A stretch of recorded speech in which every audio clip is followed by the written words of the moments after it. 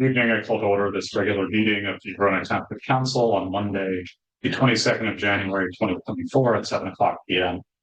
Madam Clerk, would you please read the Open Public Meetings Act compliance statement? The notice requirements of the Open Public Meetings Act have been satisfied with respect to this meeting of the Township Council.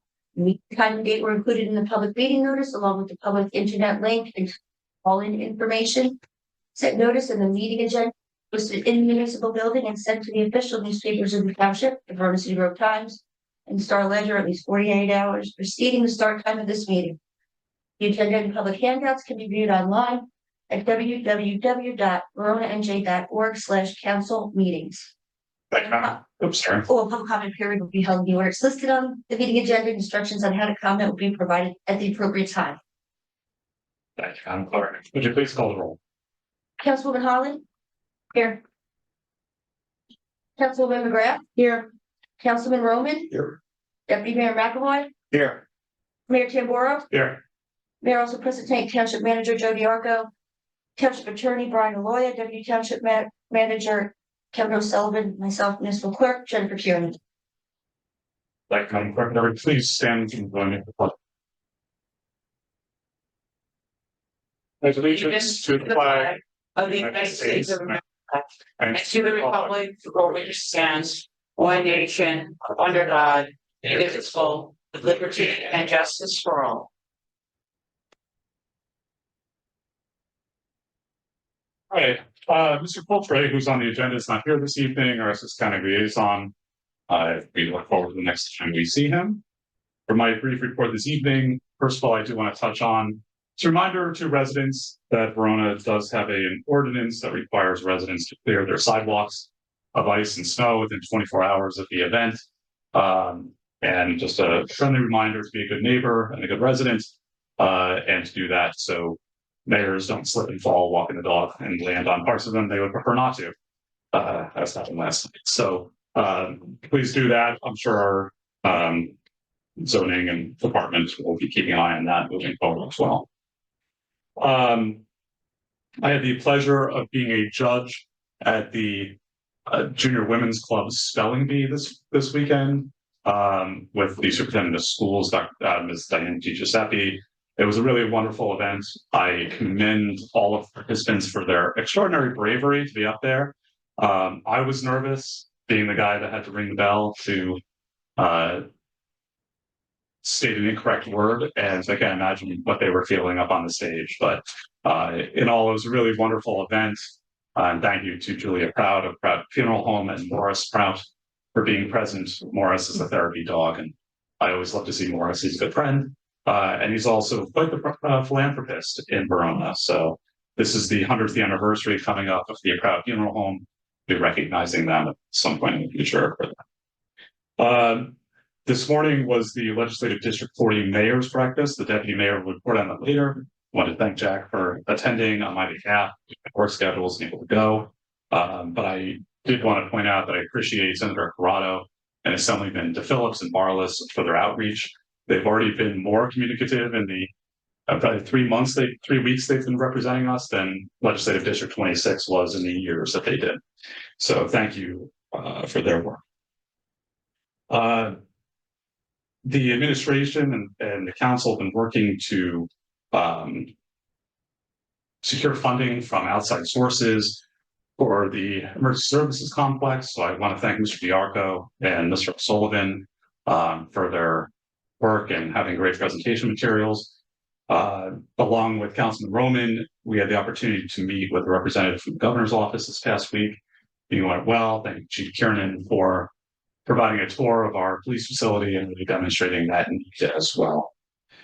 Coming up, we're going to have visits in February from the entire Legislative District 40 delegation, which we look forward to, and Congressman Payne. So thanks to the administration for helping to arrange those. And I look forward to seeing that moving. Coming up in 2 weekends is our Chinese New Year celebration. I encourage everybody to attend that. The Verona Unico Sunday Gravy Dinner is the Sunday of that same weekend. And the weekend following is the Verona Rescue Squad Super Bowl Pancake Breakfast. So please consider supporting all of those clauses as they're great parts of our community. And that is all I have, Mr. DiArco. Thank you, Mayor. Before we move into the deputy manager's reports and continuing progress of the major programs we're working on, we do have professionals here tonight to present to you one revisions on Everett Field and on my agenda list. West Essex manager's meeting was canceled due to weather. I'll be rescheduling that as we work on cooperative programs. Friends of Verona Park, there will be a presentation by Steve on Zoom. Neil at the meeting of February 5th. That's completed, and we'll be moving into that program and looking at the next 501c3. After meeting with the Shade Tree Commission chairs, we're talking about a 501c3 for Friends of Verona Trees. So that'll be coming in the future. Specifically, just to save time, if there's any item on my list of 27 items that you'd like to ask me a question on, I'd be happy to. Council. Thank you. The Claridge pump, how are we doing with that? Permits are in, the DEP is reviewing it. The last word I had, I don't have a date on The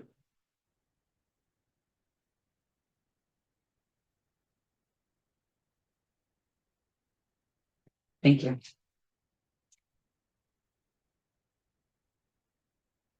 We can move to Kevin and our other professionals, the deputy manager, not the professionals that are here. So Sullivan.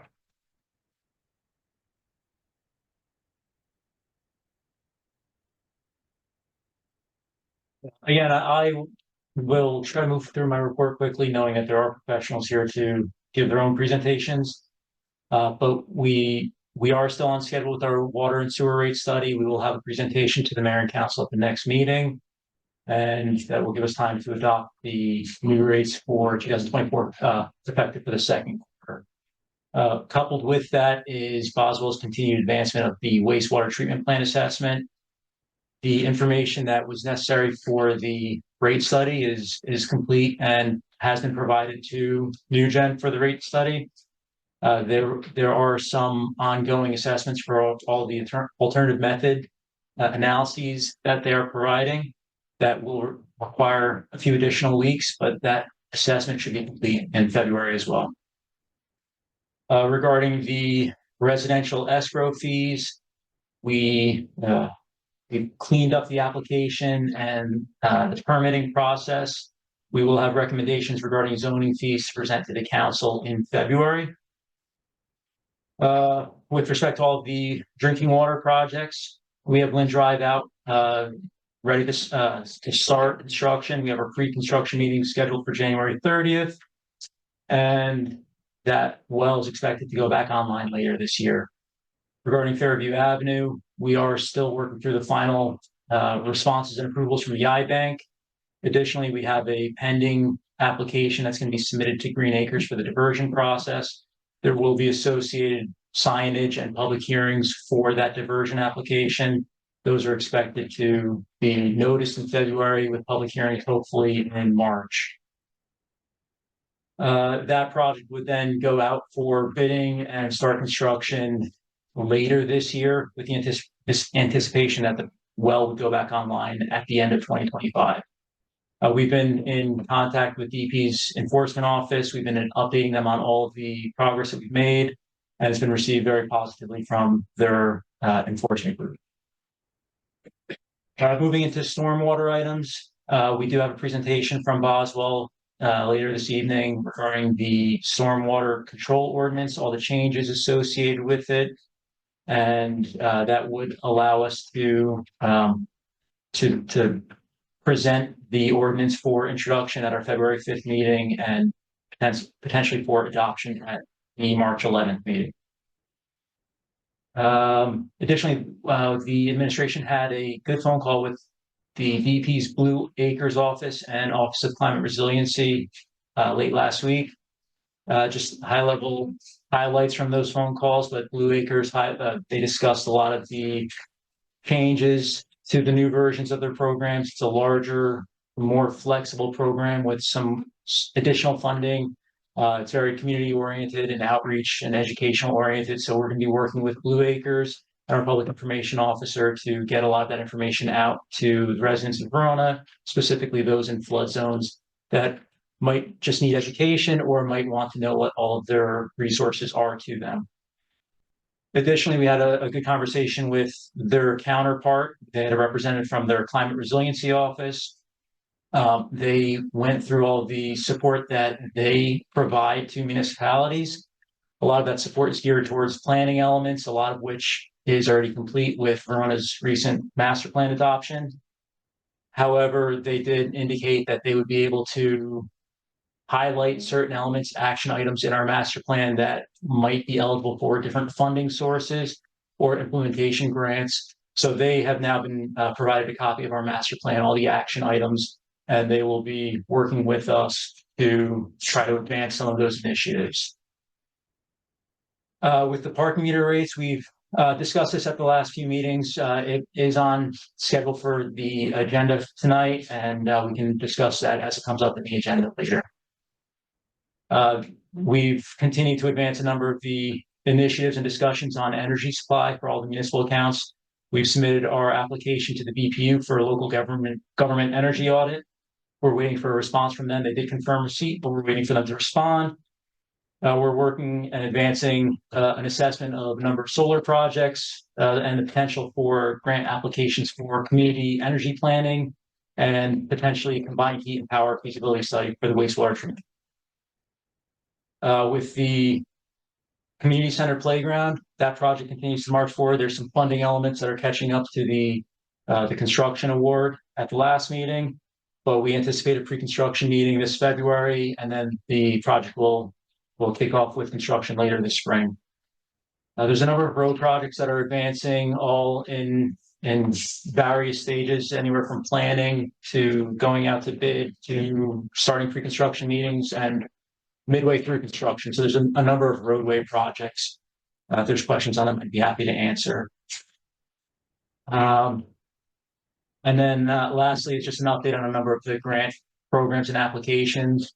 Our grant writer is sitting down with the New Jersey EDA. They have an information session on January 25th regarding property acquisition grants that they have available. That's an application that's of interest to the township, so they'll be sitting in on that information session. Those applications are not due until May 20th, but we will be submitting shortly after that January 25th meeting, and there will likely be public hearing elements required for that. So we'll schedule those in accordance in upcoming meetings. As far as Everett Field, we have a presentation on that tonight. We've had CDBG applications submitted to the county. We have a Green Acres application, which is the subject of the public hearing for tonight for the all-inclusive playground. We are also going to be working with our grant writer to submit an application through the local recreation improvement grant program. And then there's a number of other smaller miscellaneous grant applications that we've been working with the grant writer on, anywhere from spotted lanternflies to local efficiency achievement programs for potential shared services and additional CDBG applications. That's the very quick, short version of my report. I don't know if there's any questions from the council. I'd be happy to answer. Any questions, council? Just a brief follow-up from last time around. Asked about Linden Avenue, the repave on it, just the relatively short light that I think we got out of the street. I don't know if you've had any time to do any investigation on that or. Sure. So I was able to speak with our public works director to get the history on when the repavings occurred and the reasons for the issues that have occurred. The first repaving was approximately 9 or 10 years ago. Shortly after that, public service came and replaced a number of service lines on the road. When they came back to repave the road, the difficulty that we had was they paved the subsurface of the road as a concrete subsurface. They didn't complete the paving process as it should have. They should have saw cut and installed pre-stressed lines at the joints of all the subsurface concrete. They did not do that. Again, the construction coupled with the inadequate joint cuts was the reason why that road failed prematurely. But that is something, while we have a grant for the repaving of that coming up, we will include that in the design so it does get paid properly this time. Is there any way to recoup any money from PSC&G? That I don't think there is. I don't know if there's a. I don't think we have any. We can discuss that later, but it would have to fail to meet the standard. So there's different between doing something absolutely perfect and an acceptable standard. So I'll review that with the engineer on our Wednesday. we dig it up to see. to Yeah. get a pretty good idea of that. Thank you. Thank you. Thank you. Okay, next up is Chicago. Council.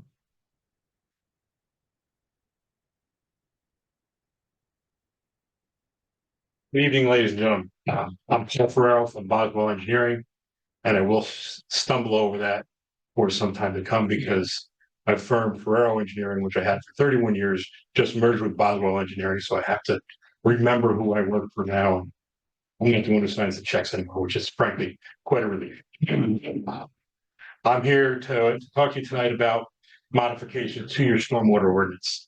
And I know the information is in front of you, and if I don't do this right in about 15 minutes, most eyes in the room will glaze over and you won't be able to follow.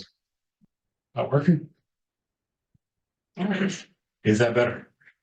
Great. Okay. All right. Your stormwater ordinance needs to be updated. It needs to be updated primarily because your municipal stormwater permit, which was originally adopted by the DEP last January, included a requirement that it be up to speed with all the state requirements as it relates to stormwater, which is NJAC 7:8. Those rules were modified last July, and the township has 1 year to adopt modifications to its ordinance to make sure it complies with all those things. Now, there's multiple layers to this. First of all, the new regulations applied immediately to all major developments that are residential projects under the residential site improvement standards. And I'll get into what a major development is. What you're required to do is update your ordinance so it applies to non-residential projects, whether they're development projects or even township projects, and bring it in accordance with the new standards. The greatest fundamental difference between the old rules and the new rules is, I'm sure you've all heard the 2-year storm, the 10-year storm, the 100-year storm. Well, what they do in these new rules is they increase the numbers that are being used for the design storm. Now, if you just bear with me 1 second, I'll give you some idea of what they're doing. You have to do the analysis in the stormwater for both the current storm, the current 210 and 100-year storms, and the year 2100 210 and 100-year storms. So the DEP has created a chart, and for example, in Essex County, the current 100-year storm has been analyzed to be 6% higher than the current 100-year storm.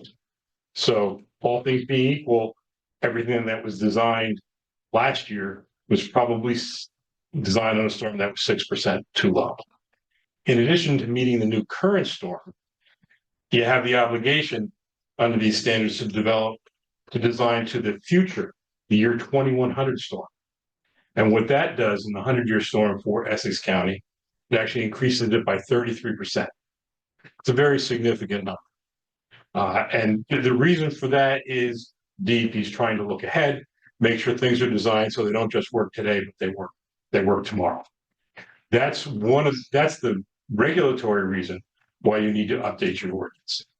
Secondarily, there's a couple of things that Verona is doing to make its ordinance more restrictive, more impactful than the state standard. Under the regulations, you're permitted to do that. The first thing that's being done is a redefinition of what major development is. Major development, in very broad terms, under the state regulations, says that you're increasing your impervious surface by more than 1/4 of an acre, or you're disturbing more than 1 acre of land. In your ordinance, and we've had this discussion with your environmental commission, is that the disturbance goes down to 0.5 acres. And the creation of impervious is 5,000 square feet versus a quarter acre, which is a little over 10,000 square feet. That brings in these new major development standards to smaller projects. It's important in a community like Verona, where you don't have a plethora of 20, 30, 40, 50 acre lots. And so these disturbance standards for the major development standards for smaller projects are important, so you'll catch them all. Another element of this new ordinance is creating a category of projects called minor developments. There are plenty of times where 5,000 square feet simply is too much, and you need to do some stormwater on smaller projects. And that's what this ordinance does. It creates a concept of a minor development, and that is defined as 400 square feet or more of additional impervious surface, or 2,500 square feet of new disturbance. Now, under the major development standards, it's a very extensive design protocol you have to go through. I've seen stormwater reports over 1,000 pages long for these large projects. For minor development, it's much more simple. If all you're doing is disturbing property, you have to put in silt fence to prevent soil erosion and control the sediment that might be running off of the property. If you're adding impervious, you need to do a rain garden or infiltration system. And the ordinance outlines all the potential ways that you can do that, and also provides towards the end of it submission checklists effectively for minor developments and major developments. Frankly, I'm not sure that you want me to go through all these individual standards, but I can answer as many questions on them as you like. The other things that this ordinance does is, if there's any engineers in the room, I know there's at least two more. In the old days being a year ago, you could design a project using what was called the rational method or the modified rational method. That tended to undersize stormwater systems substantially.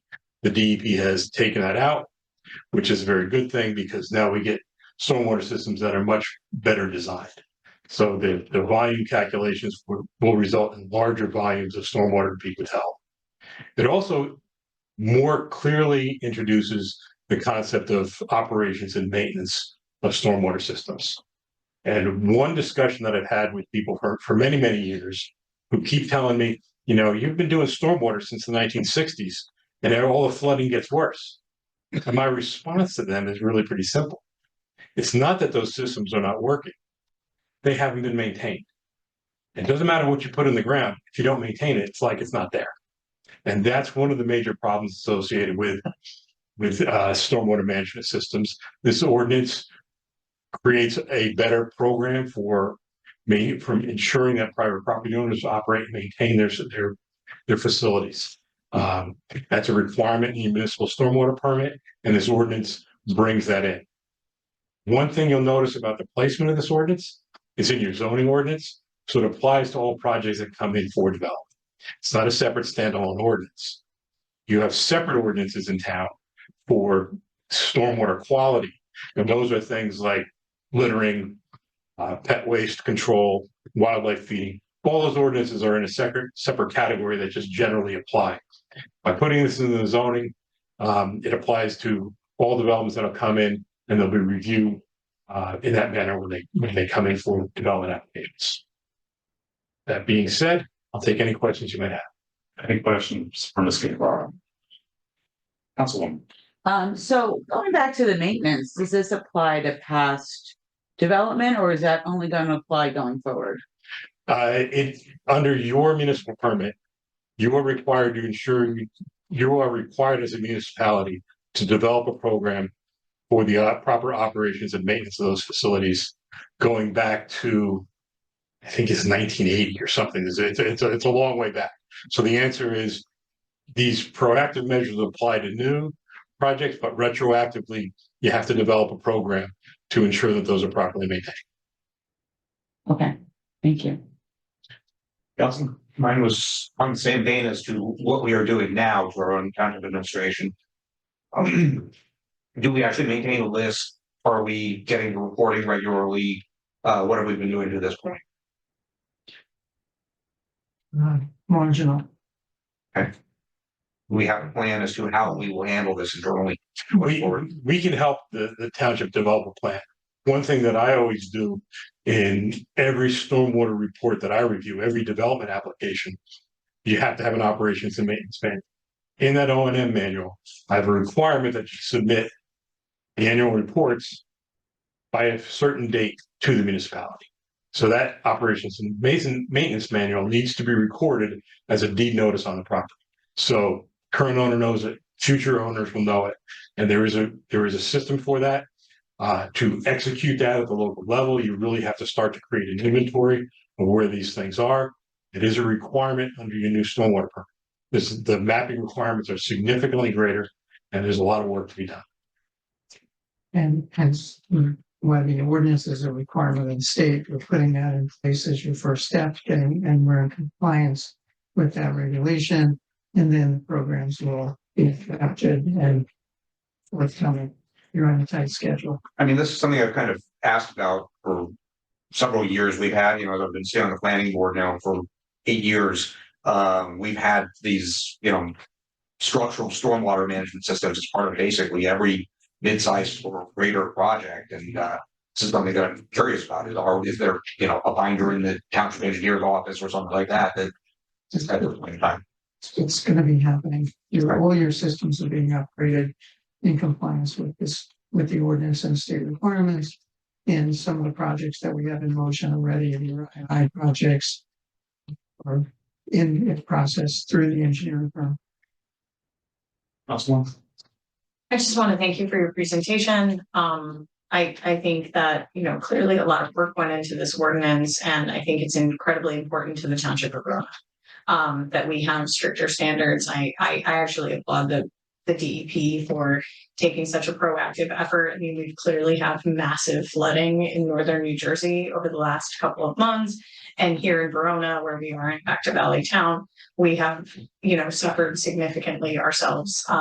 And thank knock on wood, not these most recent storms, but we have had that experience as well. So stormwater management is something that's really important. I think it's a really interesting point that we are obligated to be looking back to 1980 for the maintenance. I think it's 1980. Don't hold me to that exact year, but to get further information about maintenance standards, because one of the things that I've done since I've been on the council, and one of the things that drove me to run for office in the first place was, concerns about management of our water and wastewater and stormwater infrastructure, which, as we were very candid about, we have struggled with maintaining as municipality. And, it has been a challenge. So I would love to hear more about that. If there's more information that I could read and you could provide that to the council, I would very much appreciate it.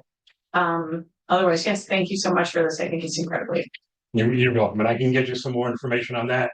Some of these older projects obviously don't have any O&M manuals. One thing that I've done in some places is create what is really a generalized BMP or best management practices operations and maintenance manual that can be provided to property owners, give them some general instructions on what they're supposed to do, get them started.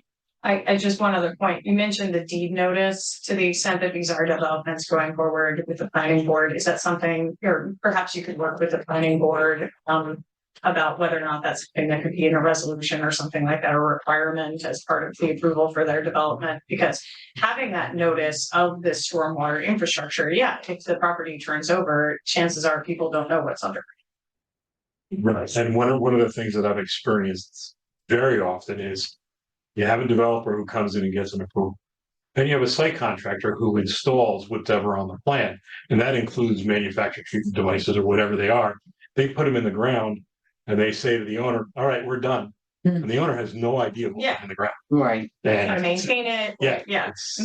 And the maintenance of these systems can be extensive and expensive.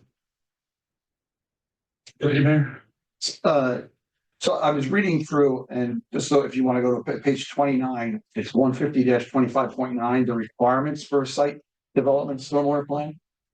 And I was wondering because I too at times, I've been on the planning board for the past 6 years. And I've seen plans come before the board, both planning and zoning, where the application is deemed complete. Yet we're waiting on the stormwater management plan, we're waiting on this other plan. And then as it progresses, it would have helped to have these plans at the beginning. So my question is, can we write into this ordinance? And I was thinking that section, and for major and minor, that we need these plans submitted prior along with the application in order to even deem the application complete. I will give you my opinion on it. One of the requirements of virtually every checklist is that you submit your stormwater management plan. Yes. I will tell you that almost 0% of the cases is that the final stormwater management plan. There are the DP regulations are so complex, and as I said, these can be 500 to 1,000 or more pages long, and it takes a lot of time to look at those. When I have an application come into me, I don't even want to see the O&M manual. I want it because you really can't prepare that until the stormwater management plan is really complete and finalized. So it's really a waste of effort to try to do that. And in my review letters, they typically say, once the stormwater is complete, then you have to submit an O&M manual that we will review and approve. I think it's makes perfect sense to make sure that the stormwater management plan, the design plan is submitted, but don't expect that to be completely correct, because not only are there often things that need to be modified, if the board changes something, then you completely change the plan and you're kind of chasing yourself in circles. This stuff is complicated, it's expensive to design, it's expensive to review. So we try to make it as efficient as possible. And there is some give and take, and some of the stuff will be deferred, but absolutely from the very beginning, the board should know generally what the stormwater management plan is going to look like. So you agree there should be some plan submitted to deem the application complete? If you don't have a checklist item on your site plan or subdivision checklist that says stormwater management plan, you need that. And we can look at that. If it's not there, then I'm going to tell you, we've got to find a way to add it in pretty quick. Councilwoman? Just so a follow-up question back to maintenance and maybe a question more for the administration. I mean, this sounds like a lot of work to review, monitor, keep track. So how is this all going to get paid for? Fees, the subject you don't like to hear initially is about fees. Okay, So you have the developers that have escrows, there's fee schedules that have been developed. And that's what. so that's going to be keys after we adopt this ordinance. We have to really look at fee schedules that are associated with all of this. And is this where stormwater utilities, which have not yet taken off, is that where this conversation kind of is going, closer to stormwater utilities? It can go there. There's a section in this ordinance about a stormwater license and inspection requirements. So that's really kind of built into here. Stormwater utilities are a much larger, broader discussion, something that's frankly very near and dear to my heart, something that I've been doing a lot of work with. It requires a lot of effort, a lot of buy-in on many different levels. Yeah. Everybody, loves to call it the rain tax. Yeah. And I tell people that your sewer bill is not a toilet tax. It is a utility bill for the utility that you use. A stormwater utility is a fee for the stormwater that you use. And if you talk to many public works directors, the ones that I've spoken to, probably 60% of their labor costs of the year are directly related to things associated with storm. That's a big number. And I couldn't have made up that number because I thought it would have been much lower than that. But I've talked to a couple of directors and that's what they're telling me. Really helpful. Thank you. Thank you for your presentation and for your thorough work on the ordinance. And I also just did want to thank Environmental Commission Chairwoman Jessica Pearson for her help with this. She was a tremendous help. And give her credit for all the hours she spent on the phone. What's that? I give her credit for all the hours she spent on the phone with Kevin and I. She is basically an unpaid full-time staff member of this municipality. So, and Kevin, thank you for your participation as well. Yeah. Thank you, sir. Next up, Mr. Diorco.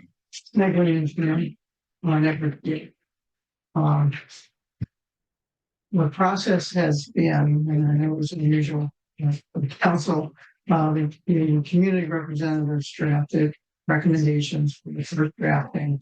And that was reviewed in the public and the council, and comments were received by boards, recreation, committees, etc., council. And the second draft is now up for your review. In the same vein, we've been working on grant applications for a number of pieces to this project also.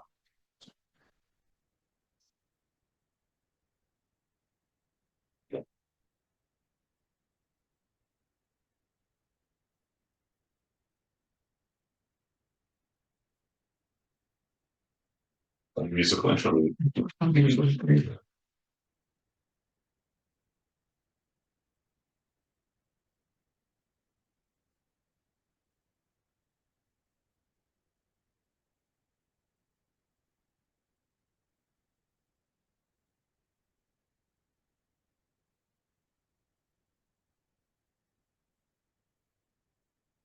Has he ever?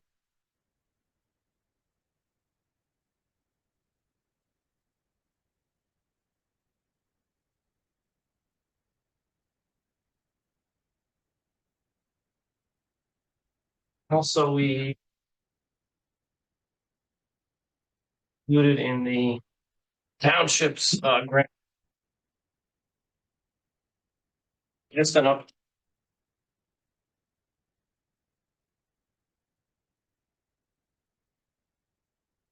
Main.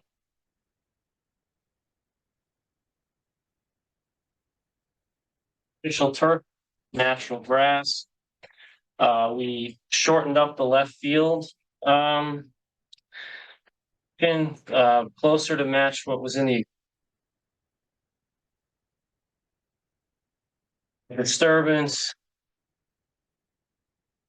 Truck the field. We've added additional shade tree. We actually removed the shade trees from the outfield to maintain that view of the field from the parking area. We've included signage and striping in the parking lot. We've got an ingress and egress going to Elmwood Road, and Westview Road is revised to 18-foot wide emergency egress, secondary egress only. Related to the overall footprint was scaled down a little bit, obviously by the short.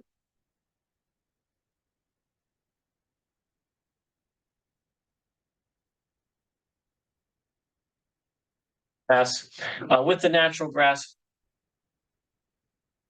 system. We're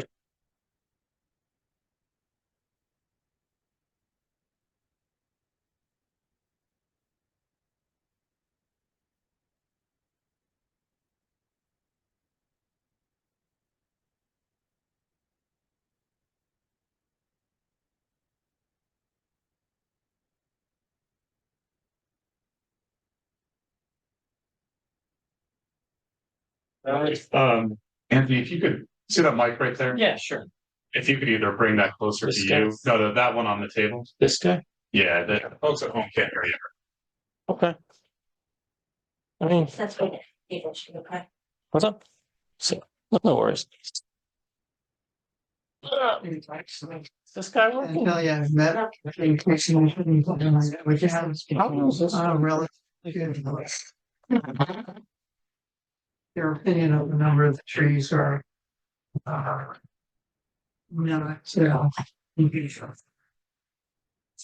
there's trees.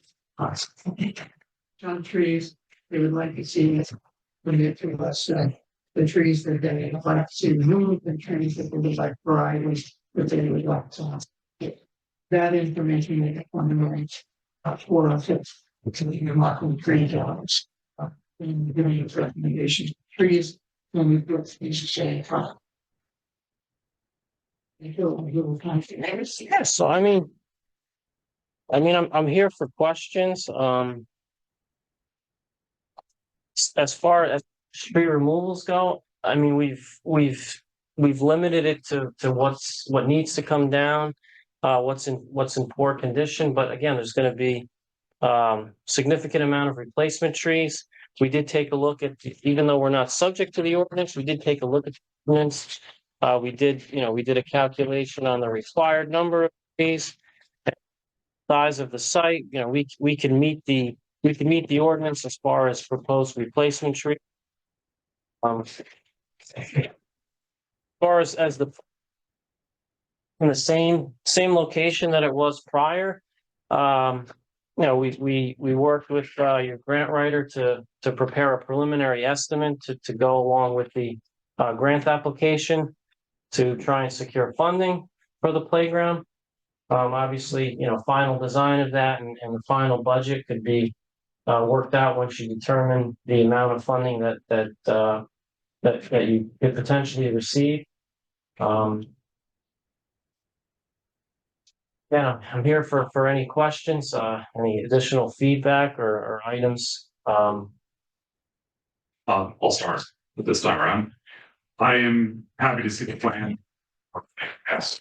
I'm not in favor of the field. I think the grass field is good. My only concern about the grass field, of course, is maintaining it. And I think that's the big challenge. We will be saving a significant amount of money in the long run by not having to replace the truck on a relatively regular basis. So my question to you and the administration is, with that savings that we make up with that, will it allow us flexibility to hire a turf management company to actually manicure this versus putting our DPW in the position of that when you're looking at a field, substantial as this? One of the things that I heard from PVSL from several residents in town is that one of the major problems with the field is you can't really play on when it rains, right? And that's because of the drainage issues and so on. But we also want to see the grass stay alive and work for that. But if we talk about, just being $1 million at least probably to replace the turf every 10 to 15 years, even if we spend $25,000, $30,000 a year on maintaining this turf management company, still saving $700,000 in the long run. Is that something you've seen before? I mean, I don't know if you follow up with these projects, but is that something that people have gone in that direction? I know some municipalities in some of their parks hire landscape contractor for maintenance. It all depends on, workload and what, where they want to allocate their in-house resources. So It's one of those things. Now we're getting to the point. Cook College, Rutgers University has a turf management program. You get a bachelor's degree in just that. This is one of these things that people should start using that if we're going to invest this heavily in a field like this, and it's going to be grass, that we should do that as much as possible. DPW works incredibly hard. sure. At the same point, to have a specialist in the area that can help do this might not only alleviate our DPW to do some of the other things that they need to do, they'll still maintain the field, it's the surroundings and all of that, but just keep that grass growing so parks can use that. I think would be something out there as something to explore. Thank you. And I'm also happy to see that the profile of the field got a little smaller so that it didn't impact the area as much. One of the things is we do want to impact our residents as much with this. Some of that is telling what's the beautiful field. Other council comments. Amen. I'm gonna hold off on some detailed comments because I would like to see this plan on my computer so I can blow it up and take a good look at like exactly how high walls are. I don't know how much it's digging into that, back area there. Is there a did you put an announcer's booth in here? I can't see details. It disappeared. I think this was just being shared by the clerk, and it's also posted on the web. If you go to the main.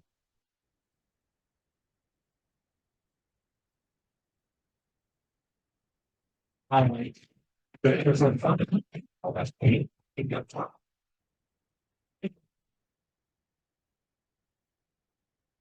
To answer your question, the concept does include a proposed snack stand / ADA restroom to be designed behind the home plate.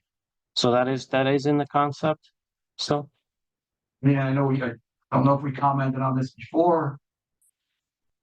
That's it. So what plan is on- Older plan. Yeah. The newer plan is on the website. I mean, there's little things that I really, take a better look at this and go The through. one But that's on the screen right now is up. hearing from others in the public, to put a snack stand directly behind home plate, we're dealing with young kids. They get distracted by anything, and I think it's bringing too much traffic back there. This is what feedback I was getting from others. So that really wasn't a good idea. Is there the announcer's booth above that? I know that was in the prior plan.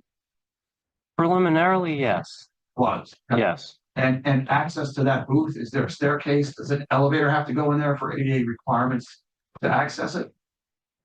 I don't think that applies to the announcer's booth. Questions that came up. But there is ADA accessible path, surrounding the entire field to the booth, to the picnic area, the bleachers, batting cages. That's all ADA accessible.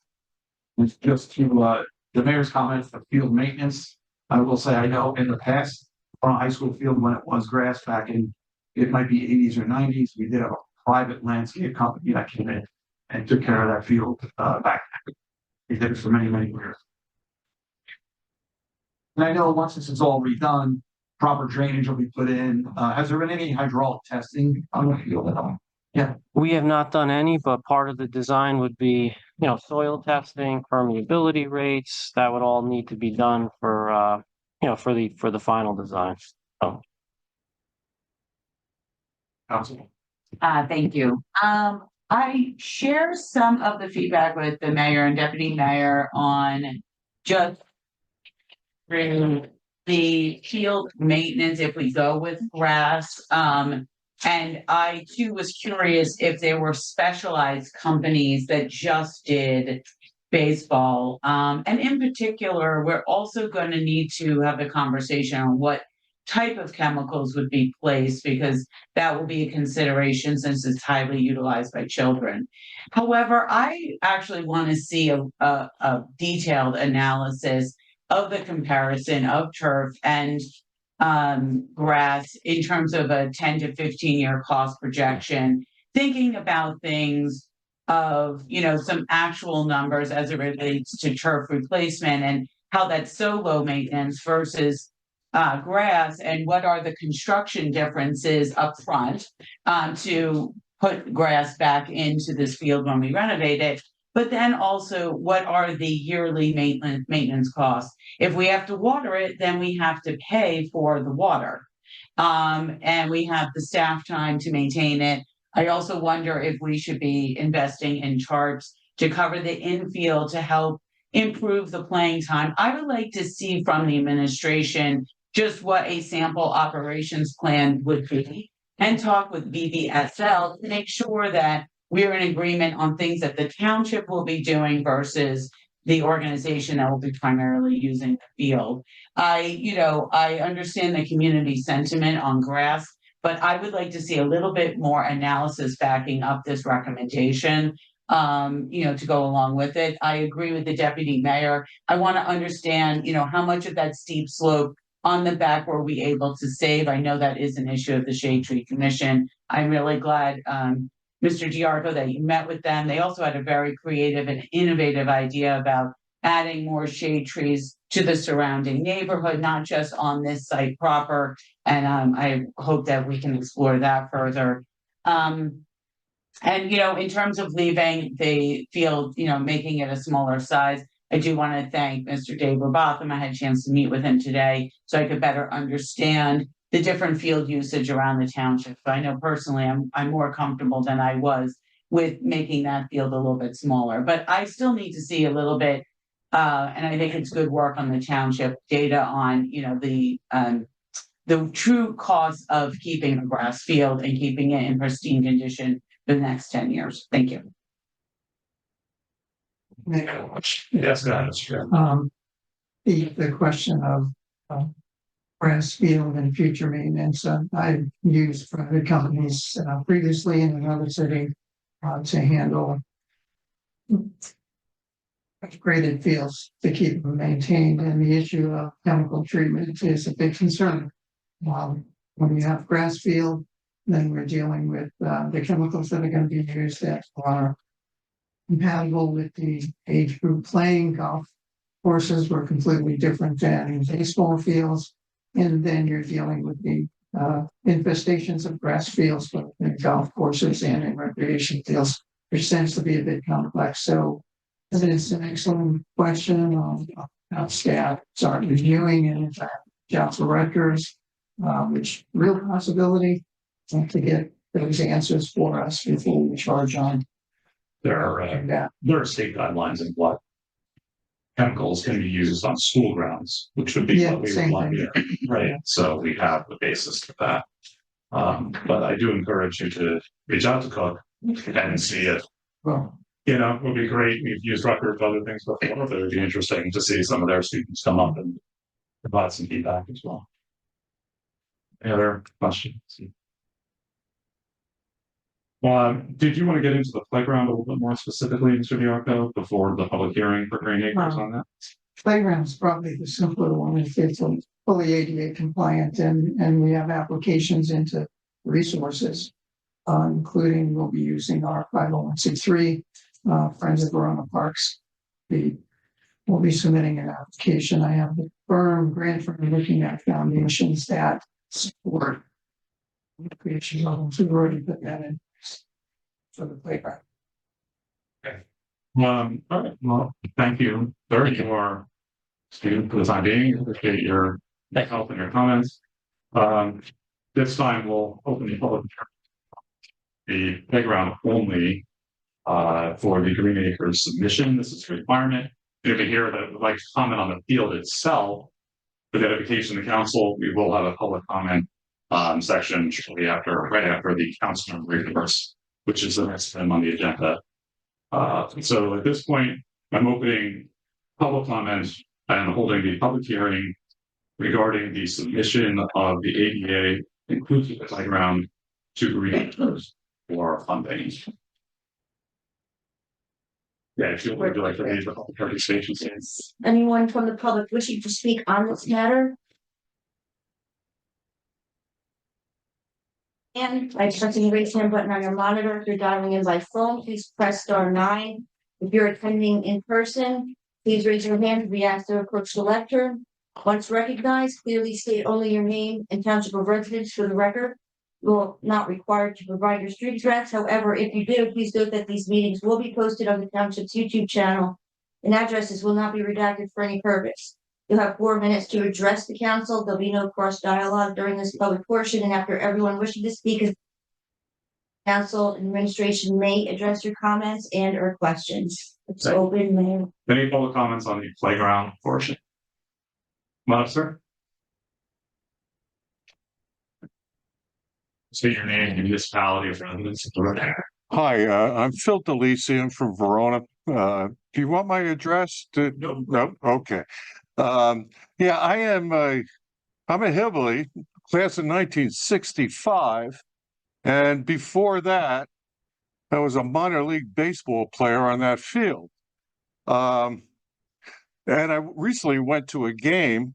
My grandson from North Caldwell had a game here in Verona on Evers Field. And I said, my God, this is exactly the same field I played on in late 1950s. You haven't done much there.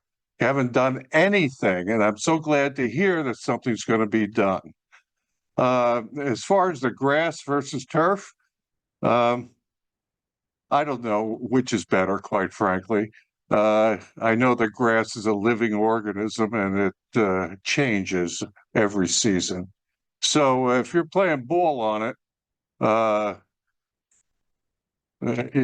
ground balls can go over humps and bumps and things like that. And that's just part of having a grass field. But really, I just want to say thanks for doing something. It's about time. Let me ask: is the concrete bleachers that are behind home plate, they're going to remain? We'll answer all questions when everybody's done commenting. We can't have a dialogue back and forth. Oh, okay. Done with your comments. Anybody else? All right, that's a concern I have. And I want to ask the engineer if he's still here. Was it ever considered to design a field in the opposite direction? Put home plate in center field and play in that direction. Anyway, I just want to say thank you. It's about time. I know you're gonna have a brand new building across the street. And I guess this goes along with it well. I was talking to a friend of mine in North Caldwell, who designed a new field there, and they opened it to public donations. It may be a good idea, and maybe it's something to think about. They raised considerable amount of money just from donations. Um, also, the putting a new field in is a draw. Thousands of people drive past that field every day. And quite frankly, I've heard comments, what an eyesore that is. And thank you for doing something about it. Let's get it done. All right. So that's all I have to say. I thought it'd be appropriate. It's kind of a pet peeve of mine, Everett Field. I've talked to many people about it in town, and yeah, a lot of them say they want a grass field. That has its drawbacks as well. Turf field is something to consider. I didn't know that you're going back to grass until tonight. But as I said, thanks again. Let's get it done. Okay. Thank you. Next up is Mr. Ryan. Just a reminder, we're only doing public comment on the playground at this time, Mr. Ryan. You're up. Sorry, Dennis, I didn't know. You're not up, Kevin, I'm sorry. you Yeah, you're up. Uh, So you're on mute, I think. were. Thanks. Good now? Go ahead, sir. Okay. Yeah, I appreciate the last gentleman's comments, and I will confine my remark or question to the playground. The first thing that comes to mind is, did anyone consider how often that playground will be utilized when there's not a baseball game? And I would also like to know if we've broken out specific cost of the playground for the entire project. It would be helpful to know that. We have one thing that has taken place in this town is we have you're going to be upgrading a playground, for what I understand, by the community center. All of the schools basically have upgraded their playgrounds in the last couple of years. Verona Park has upgraded its playgrounds. So I don't know whether this is a great need for a playground. I will make a comment off topic, is that this is not any way saying that we don't need to fix the field, to emphasize the point that the prior gentleman made. Thank you very much.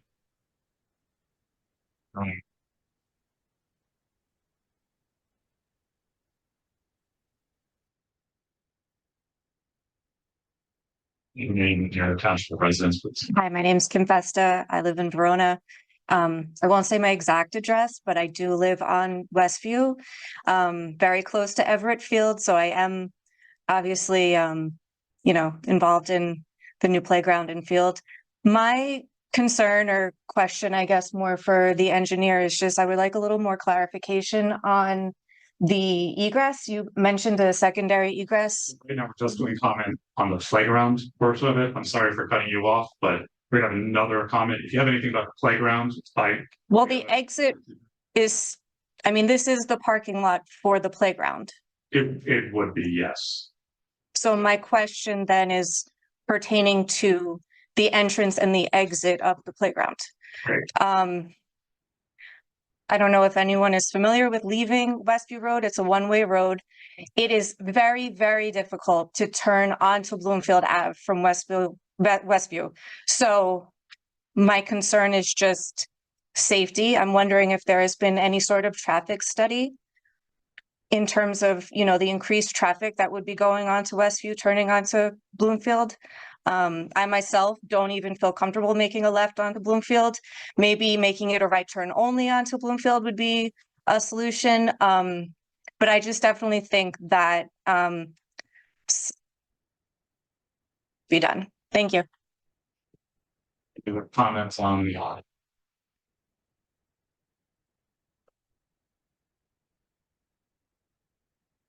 Hi, Sarah O'Farrell, Verona, New Jersey. Why did the playground concept drawings show shade? The shade is from artificial sails. It's stated in the environmental impact on page 5 that no trees will be removed for the playground, and it's quite obvious that the $30,000 will be spent on tree removal from this site. The EIS is disingenuous and cherry picks facts for this field and for the playground area. And if any trees are left, their roots will not survive the planned disturbance. There simply isn't enough room to protect their roots. The playground and the paved parking lot will add to our heat islands. The volunteer residents on the Sustainable Verona Committee are working hard to raise our level in the Sustainable Jersey program, yet this proposal will negate their efforts. The diagram for the playground conveniently leaves out the heavy traffic danger that's feet away that the last person just spoke about. Our youngest child, she's an 8th grader, was shocked when I told her about the placement of the playground because she knows she's not allowed to walk over near that area because the sight lines are really challenging. And the cars, as we all know, speed by well over the posted 35-mile-an-hour speed limit. As I've stated previously, I know you can't watch the game and supervise a child at a playground. I have decades of experience with that. And the proposed exit that now has been changed that I haven't really had a chance to look at because I didn't know that they were changed on the website. But the proposed egress exit from Westview onto Bloomfield Avenue is very questionable. It's not uncommon to wait over 6 minutes to drive into Bloomfield Avenue from that street, and it's really challenging. And I'm an experienced, I was a truck driver, so I get a little worried. And how long will it be for 50 cars trying to get out? And that I don't know how that would be really fair to all the residents. The egress cut and the parking lot for the playground will definitely kill the 11-foot sycamore on the corner. And the rubber recycled tire material that they're going to put down on the playground for $98,900 is a fossil fuel byproduct, which adds to climate change. It's full of PFAS. And we all know about that. And other known dangerous chemicals. It's like whack-a-mole. Kids are going to learn about climate change in our school standards and then play on the plastic surfaces at the playground. That doesn't make any sense. I was asked about alternatives to plastic surfaces. I'm not in the industry. In a quick Google search, you really have to be careful because the companies will say one thing or another because that's their business and they don't want to go out of business like the asbestos companies. So many dangerous chemicals are banned: flame retardant pajamas, lead paint, asbestos, cigarette smoking in public spaces, and we can add more plastic, fossil fuel, PFAS-laden products to the authorized $9 million we already bonded for on the PFAS remediation water wells in Verona. This doesn't make any logical sense. As a parent and as a human, I enjoy having safe water. Health experts using the precautionary principle advise hand washing after exposure to plastic artificial surfaces like the one proposed for the playground. About 15 years ago, we came home one day and someone had installed a fence on the Westview side of the field. So sadly, there was no more sleigh riding on a natural playground. The statement has been heard in Verona in the past: increased taxes are part of living here. Leave if you can't afford it. But that certainly doesn't seem kind. And I definitely agree that we need to focus on correcting the drainage and making sure the bathroom works and is ADA compliant so all residents can enjoy Everett. Thank you. Thank you, Ms. Silver. Mhm. Anybody else on the playground? Just playground. This playground, Paul. Paul Petrangeli, Verona. Basically just the playground. To me, I'm there all the time. I have 2 kids. My one son, he runs around that field while my daughter plays. It's very hard to watch a kid, like Sarah stated, while the other one plays.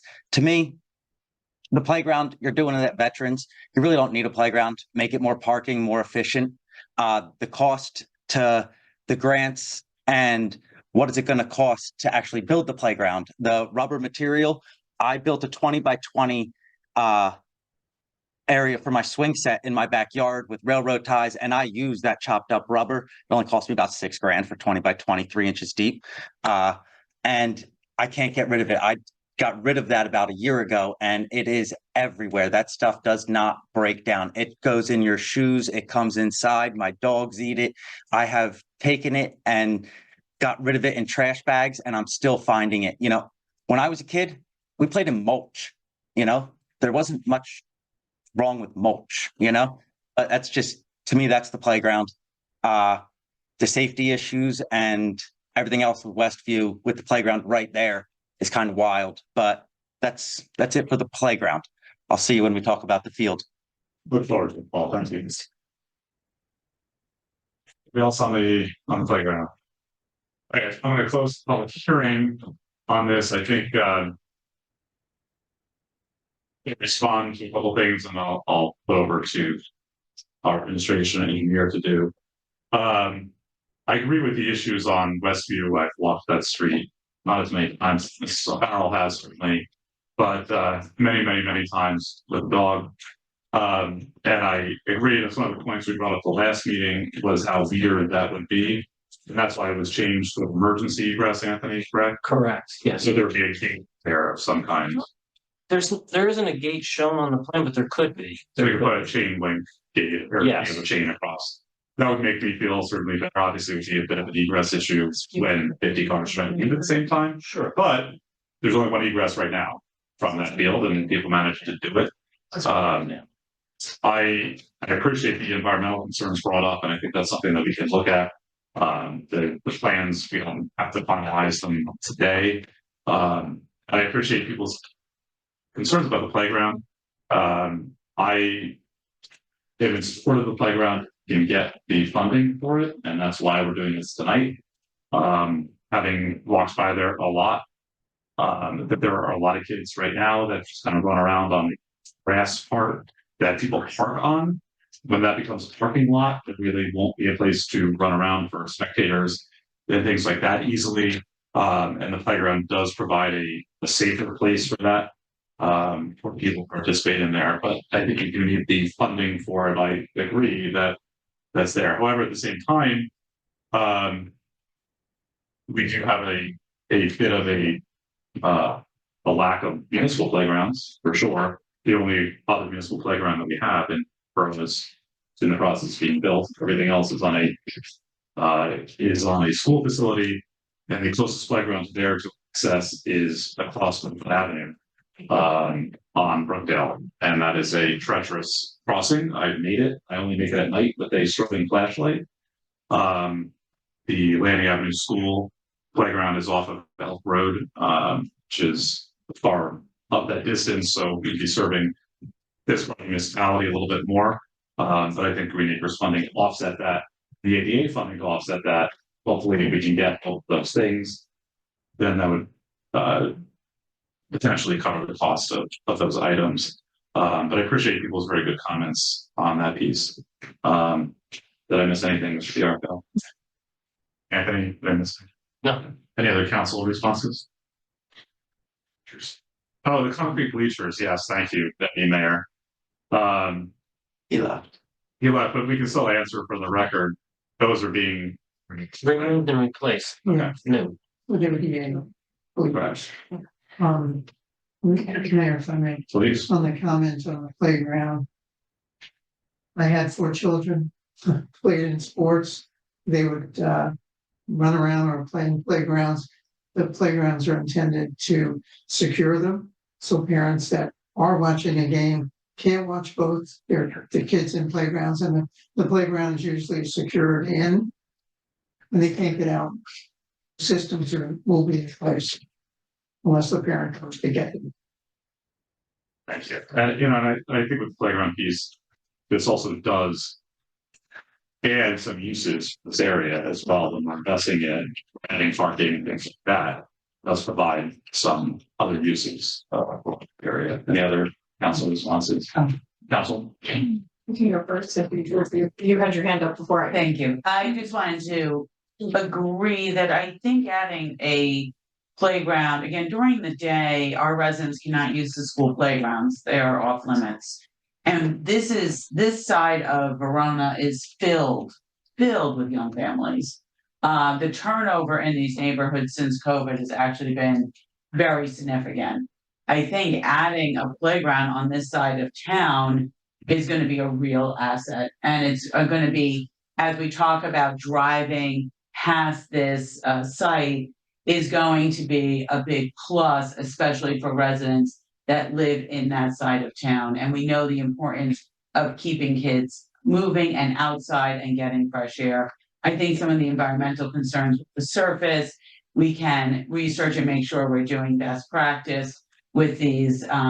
And of course, are concerned about kid safety, but we also want to promote, kids and recreation, and this really enhances the site. But I do agree that hopefully we can get lots of grants to offset the cost. Thank you. Councilwoman. I'll just add, not to belabor the point though, but this is a fully inclusive playground, and I think that is the really critical part for me. So, the point that, the township only has 2 municipal playgrounds. If this one is to move forward, they would both be fully inclusive and they would be associated with our sports and recreation fields. I think that really goes to showing the township's commitment to including all abilities in our recreation programs. And I think that's really important. I also really appreciate the fact that the Green Acres program is funding these fully inclusive playgrounds. And I do think it's really important for us to leverage as much grant funding, as much of the, nonprofit funding that we can get, or any contributions from any of our sports and recreation leagues as well. But I do think it's worthwhile to have, especially given that it is fully inclusive and there are many families in the area. So thank you. Great point. Thank you. Nelson? We should answer to the extent that we have data available. So Ryan's question about the actual cost of the playground. We have furnished and installed playground equipment complete, $270,000. We have the supply of the surface material for $99,000. And then I'm looking at this cost on here for furnished and installed board in place safety service with under drains, complete 3,200 square feet, $65 a foot for 208K. Is that related to the playground, or is that related to another portion of the site? That's the under drain system for the playground. Okay, so that 208 is part of the playground. Correct. And then we have the surrounding fencing for the playground as well. There's some breakout for fencing here, but the fencing in the renderings looks like it's a wrought iron fence, and I only see breakout for chain link in here. I don't know what material was factored on that. It looks like we've got 208K for the undersurface, 270 for the playground equipment, and another 100 for the material for the surface, plus whatever additional labor. Correct. And Mayor, if I may, and that the port in place is one solid piece. It's not the overtime crumble Right. rocks that they used to put in. It's a smooth. Like It's like, what's that Verona? It's like a solid carpet. Yes. It's the Verona farm. It sounds easy. Yes, which is a safety issue for kids. It's interesting walking on that surface. Right. Yes, that'd be better. My opinion on the playground, in the overall scheme of things, I mean, you just ended up $570,000 without labor. I think the total of this was it not 970 something thousand? I mean, there's what I was trying not to counting the 98. There's 208K, which is the port in place safety surface. That's on the engineer's cost estimate, and then we have a separate vendor quote for 99,000 for the surfacing material. And actually 70 for equipment. Yeah, I just don't know if that $99,000, if that's a third component here, or whether that's just an alternate proposal, and whether it's 208 plus 270. So, but overall, I think in the resolution or something I saw, we're looking at 975, and we were getting, or 950, and we were getting 775,000 in grants. So the town's still spending close to $250,000. And that's just the playground portion of this. I personally think it's something that maybe we revisit this let's fix Everett Field and revisit this down the road. I know at that point it'll cost a little more, but we're so thin up here. We're looking for grants for so many different things. I think I'm not a fan of this playground on here right now as is.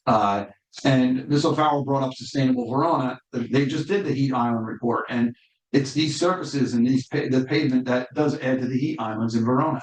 And we have these boards, these committees, and these commissions that spend all this time and give their information to us. I think we should, really look at that information and try to follow it and use it to our advantage. I don't think it's $250,000 that we should be spending on this. This has been here. It's a park for 115 plus years, donated to the town for recreation, and it's been without a playground for all this time. I don't think it's a necessary item in this whole entire building. We can revisit it down the road. I just think that we need to back up, get Everett Field fixed, and we can revisit it and not have to do this at this particular point. We could spend $250,000 on many other things. I visited a couple families on Derwent this week or last week. $250,000 could look at those sewer lines down there and maybe fix that property. So we want to put some money. There is a playground on Brookdale. Maybe we offer to the county to pay for a blinking light at Brookdale. So take that out of the $250,000 and have a cross there that anybody from this area that can go across the street and hit the new playground on Brookdale Avenue. There's plenty of other alternatives to this. I just think, we need to focus on Everett and get the field fixed and revisit things like this later on. You can spend money elsewhere. That's all I have.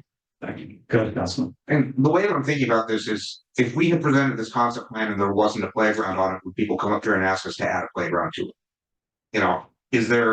Are we talking about this playground because one was drawn into the plans, or are we talking about this playground because we have some sort of, public demand for a playground at this location? And I agree. I mean, it's a lot of money. I mean, first of all, we're assuming we're going to get an entire $750,000 of grants, and that there's not going to be any construction cost overages related to the playground itself. And then you've got $250,000 of our commitment to it. And it's a lot of money in the context of all of our other capital needs and staff.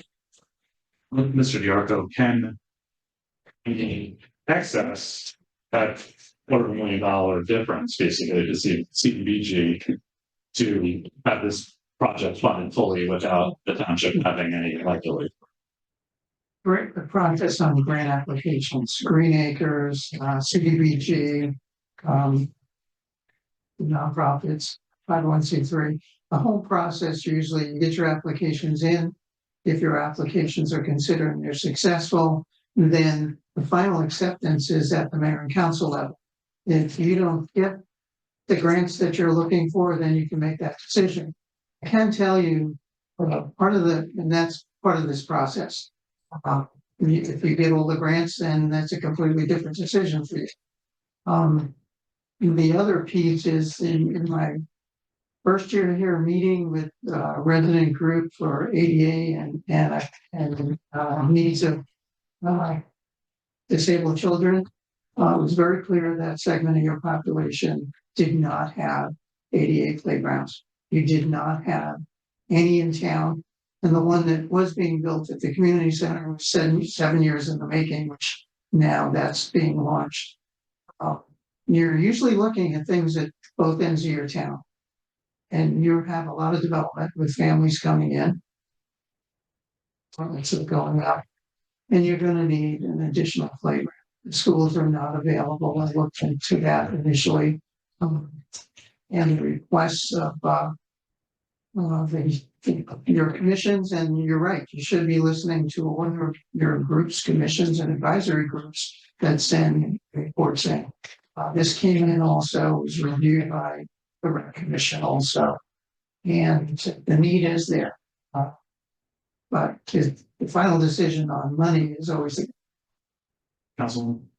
Just in response to your comment about whether or not residents would have asked for it is, I'm looking at an email that was circulated by Mr. Neal from about this time last year, and included the VBSL recommendations, and the VBSL were the ones that had initially asked for fenced-in playground. The quote is, fenced-in playground is a great idea so parents can have a place for siblings to be entertained while still being able to watch the game. So, that was where it came from. And then, the further discussion that came out of, it looks like perhaps the rec advisory committee, or maybe it was the administration, was about making sure that was an ADA and inclusive playground. Councilwoman. Thank you. Earlier, the mayor had correctly stated that when games are playing right now, the children, the younger siblings or other siblings are playing in the parking lot. I do agree with that from my lived life experience as being a former baseball mom. That is exactly what happens. We have made a kind of mistake on how much the playgrounds that we currently have. We're rebuilding a playground at the community center, but we do have one up at Liberty.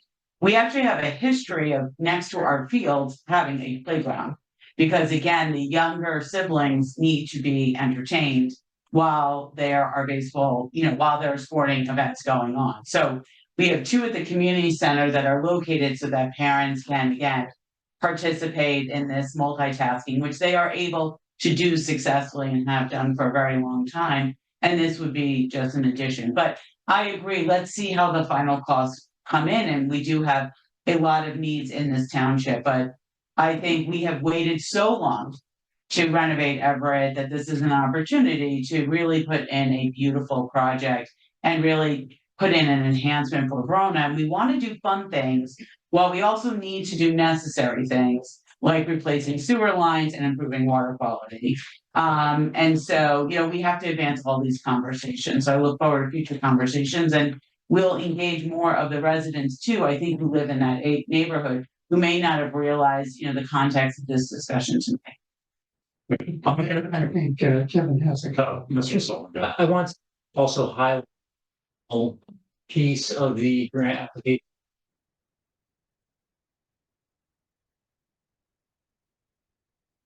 So that way, you and the playground, including parking lot, lands, will be necessary. Also included in the application for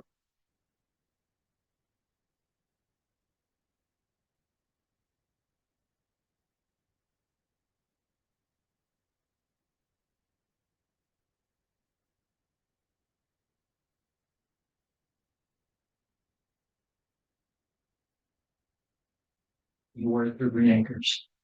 Thank you. I think at this point, the resolution is to submit the grant request. We are not finding any money at this point. We are not going with the field. We are not approving any specific plans right now. We are looking to submit a grant application to see what funding we get. If we get this and we get additional funding, we have that. If we don't, to Mr. O'Sullivan's point, that we'd have to spend that other $250,000 maybe anyway. We could find some other project for that or whatever. At this point, I'm actually going to make a motion. I never do this, but I'm going to make the motion to adopt a resolution what's marked as E1C to submit the Green Acres application. Is there a second? Second. Second has been made by Councilman Holland. Is there any new discussion on the submission of the grant application? State that I am fine with letting the grant submission move forward in time. Just that, subject to whenever we get to the final discussion on this project, that it's an element of the cost review of the total field. I think just administration. Yeah, I'm sorry. Part of we need to close. I thought I did. Well, and kind of like discussion before we adopt the resolution or move the resolution. Part of the checklist, I'm just making sure that. Okay, we go back. I closed the public hearing. Then we discussed the playground. Is there anything that I don't have the checklist, so. No, sorry. Is there anything that we're missing? It was kind of moving like the discussion No, I think, deliberation. I do believe that you did close it, but let's just close it again before there's the resolution to make sure that the clerk has. I am closing public comments. And the resolution, any further debate on the resolution? Hearing none, Madam Clerk. Let's call the roll. Councilwoman Holland, Yes. Councilwoman McGrath, Yes. Councilman Roman, Yes. Deputy Mayor McAvoy, No, Mayor Tamboro, Yes. Mayor, E1C will be number 2024-023 and passes a vote 4-1. Thank you, Madam Clerk. Mr. Greco, do you have anything further for your? No, so That is fantastic. Thank you. We're moving on to council member reports. Deputy Mayor. Yes, you're up, sir. Thank you. thank you. As mentioned before by the mayor, I did attend a breakfast this morning with our state representatives. Senator Corrado, Assemblyman DeFilip and Barlis. Thank you for passing it on to me. Our manager and deputy manager were also present. It was very well attended. Discussion was, number one was flooding. When we flood here in Verona, every resident is very important. But we really feel for these other towns where whole neighborhoods are flooded. Fairfield, Plain, interesting to go to these group talks and getting an idea of how these other towns feel about all the issues, affordable housing, police, law reform and stuff. So they will be having several per year, they said. So it was very nice to engage with our representatives and really to hear what they had to say about it. And they're always open. They did say if your constituents want to reach out to them, their numbers are always available. So it's going to be for that. I want to also mention the Chamber of Commerce is bringing back Restaurant Week. It's going to be February 25th, Sunday to February 29th. We are currently going around to all the restaurants in the town of Verona and getting them involved, and that will be more information posted on the sites. So we will keep you posted on all that. Last week I did get to the composting webinar that Sustainable Verona and the Verona Environmental Commission had.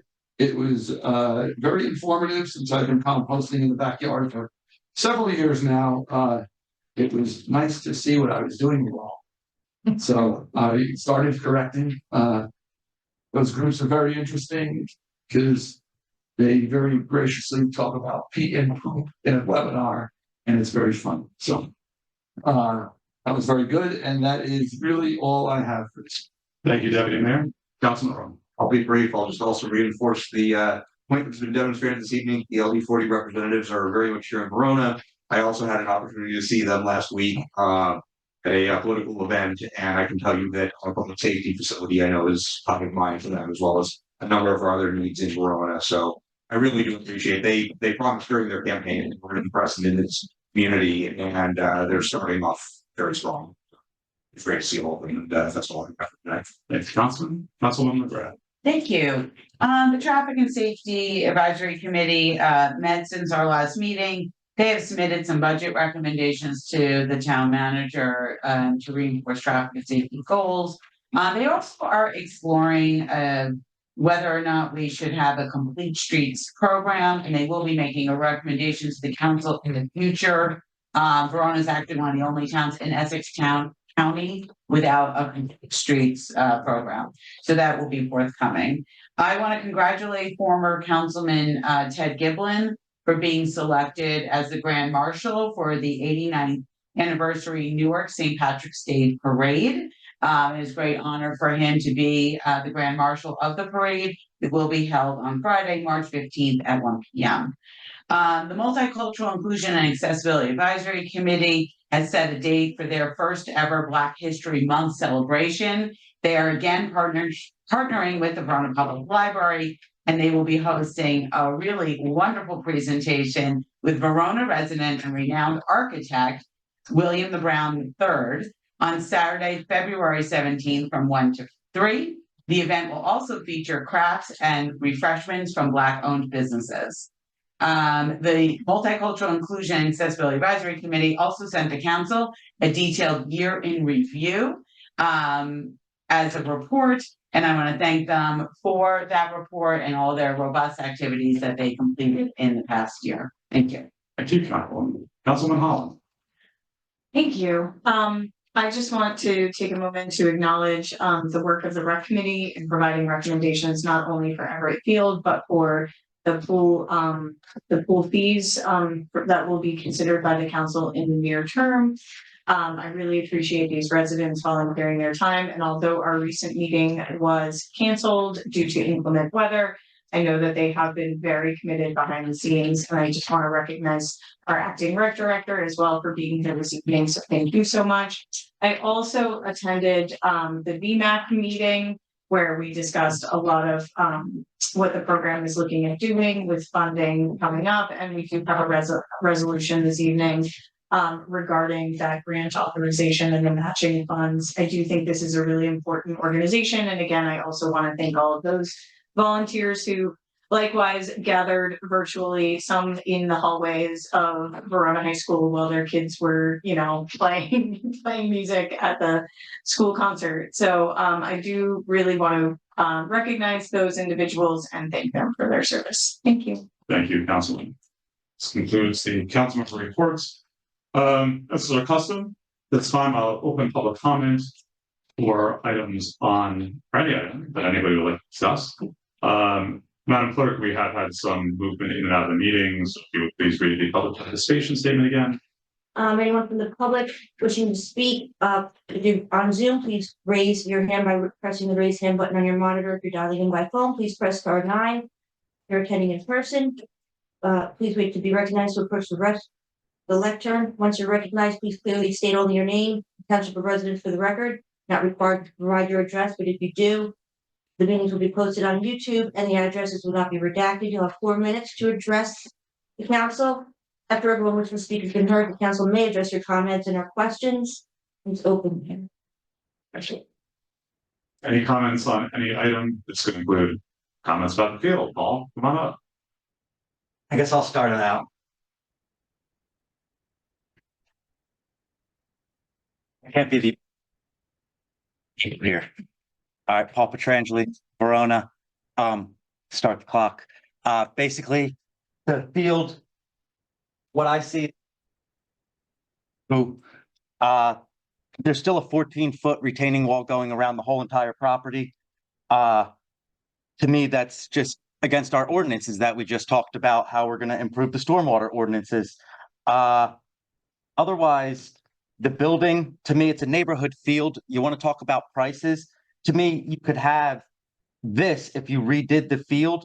You can keep the bleachers, you redo the fences, you raise the field up, but this wall, you really don't need. Replace the existing railroad tie wall that deteriorated. These are 14-foot walls, and you're now coming so close to a residential neighborhood, and it is not fair to myself and our neighbors to hear this announcer booth for little kids, because this is a small field. I don't know what kid needs an announcer booth. Liberty is made as that's where we play our championships. That's the main field with the announcer booth. If you have an announcer booth going all day, it's too close to a residential field or to a residential neighborhood. The 14-foot retaining walls are against ordinance to me, and they're too close. You're going to catch all that storm water, and where does it all go? You don't have any basins or anything here. To me, I would put a stormwater basin in, some environmental basin, something to catch the water. I would not just dump it right back into Bloomfield Avenue to go right back down to the Peckman. The bleachers, you're going to redo all that. You want to save money, try to keep as much as possible if we're trying to save money. You have an existing structure there. You can make ADA compliant with the bathrooms. You can make all of this just a concrete walk, ADA compliant. You can keep that. You do not need Yankee Stadium when our infrastructure is falling apart. But we need a new field. And I agree with Jack. Let's start with Everett. Let's raise it up a little bit, put it on a curved wall, make it higher so the drainage can't hit it, have your concrete all the way around, put your building, utilize the existing snack shack that's there and the bathrooms that's there. You want to make Everett nice. And as you drive by, you throw some brick columns with the wrought iron fence in, you have the playground, you have the parking lot. Yes, you have all that, but I would not go out to Westview. To me, I think that's the dumbest idea in the whole project besides the wall. Otherwise, I'm for Everett, but I'm not for all the money this is gonna take to produce one field. I live in this neighborhood. We don't need all of this. We don't. And the residents here that live in this neighborhood do not want a speaker booth, do not want that announcer stand. And that's what drives your wall, is that building. You get rid of that building, you don't need any of this wall, and that's what drives your money. That is the biggest money probably in the project, is moving earth. A minute to go. Thank you. Oh, wait, I got a minute. Turf and grass, it's not about the cost on maintenance. To me, it's about the safety of our children. And the grass is a lot safer, whether we need sprinkler systems, which should be in there. And the DPW does a great job of keeping Everett together. So chemicals, we spray our fields at schools. Now I'm done. Thank you. Anybody else? Well, not any here. Well. You guys are, I appreciate you all raising your hands. Just be respectful. First of all, Steve Cruz, Verona, thank you for all of this. I know that it's been a lot of back and forth with Everett Field. I'll keep it simple, quick. Verona is a family town, right? Isn't that we all say? Like everything, I'm on a couple committees. It's about traffic safety committee, environmental commission. It's about our kids. It's about the families, right? How do you have something without a playground? Right? How does somebody go watch their kid play baseball and their mom not enjoy their other younger kids without a playground? We're not going to cross them across the street.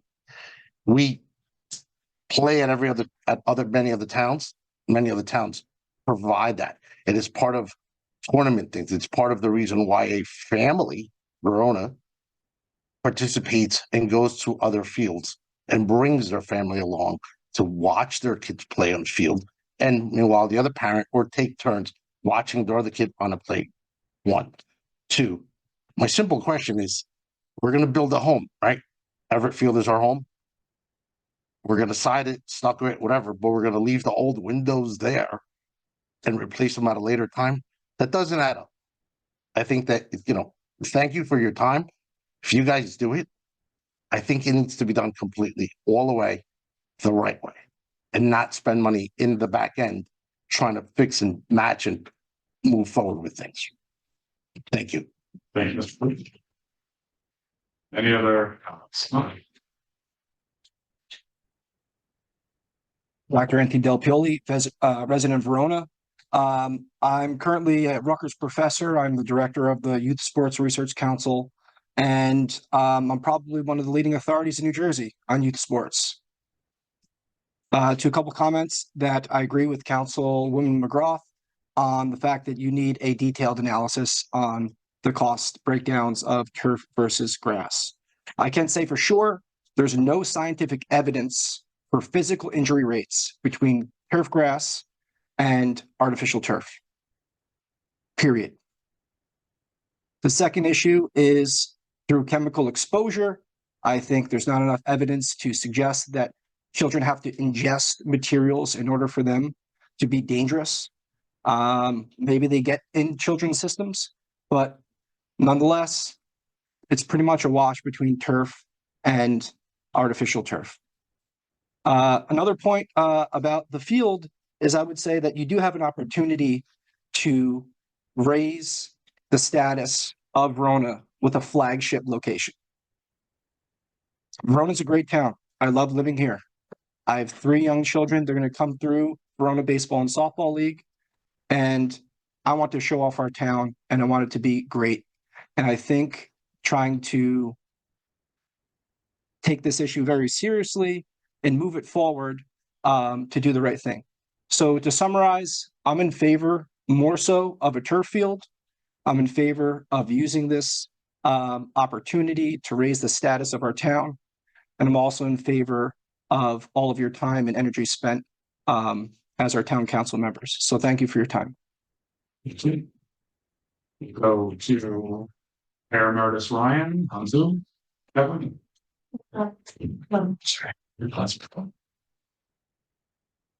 Here.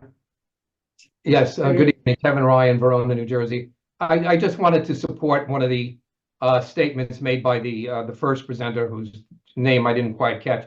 But that's regarding putting a press box in a children's field. He made some excellent points. If you are in the middle of a neighborhood on between Elmwood Road and Westview, I am going to make a very sacrilegious statement right now. Everett Field is in a horrible location. Okay, I know everybody has this great feeling towards it because it's been an iconic fixture for many, many years. But when Everett Field started, we didn't have the traffic concerns on Bloomfield Avenue that we have now. You're really going to have a lot of. I really would encourage you to really study the traffic flows when you get to the point of approving the plan. Also, take the press box out. Little kids don't need an announcer. They don't need a press box, okay?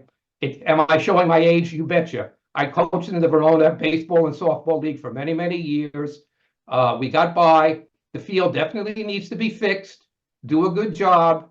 Look at some of the things that they did in Cedar Grove. They didn't put press boxes in. You can decide which kind of turf you want, which kind of grass or a turf field. But just keep the neighborhood in mind, okay?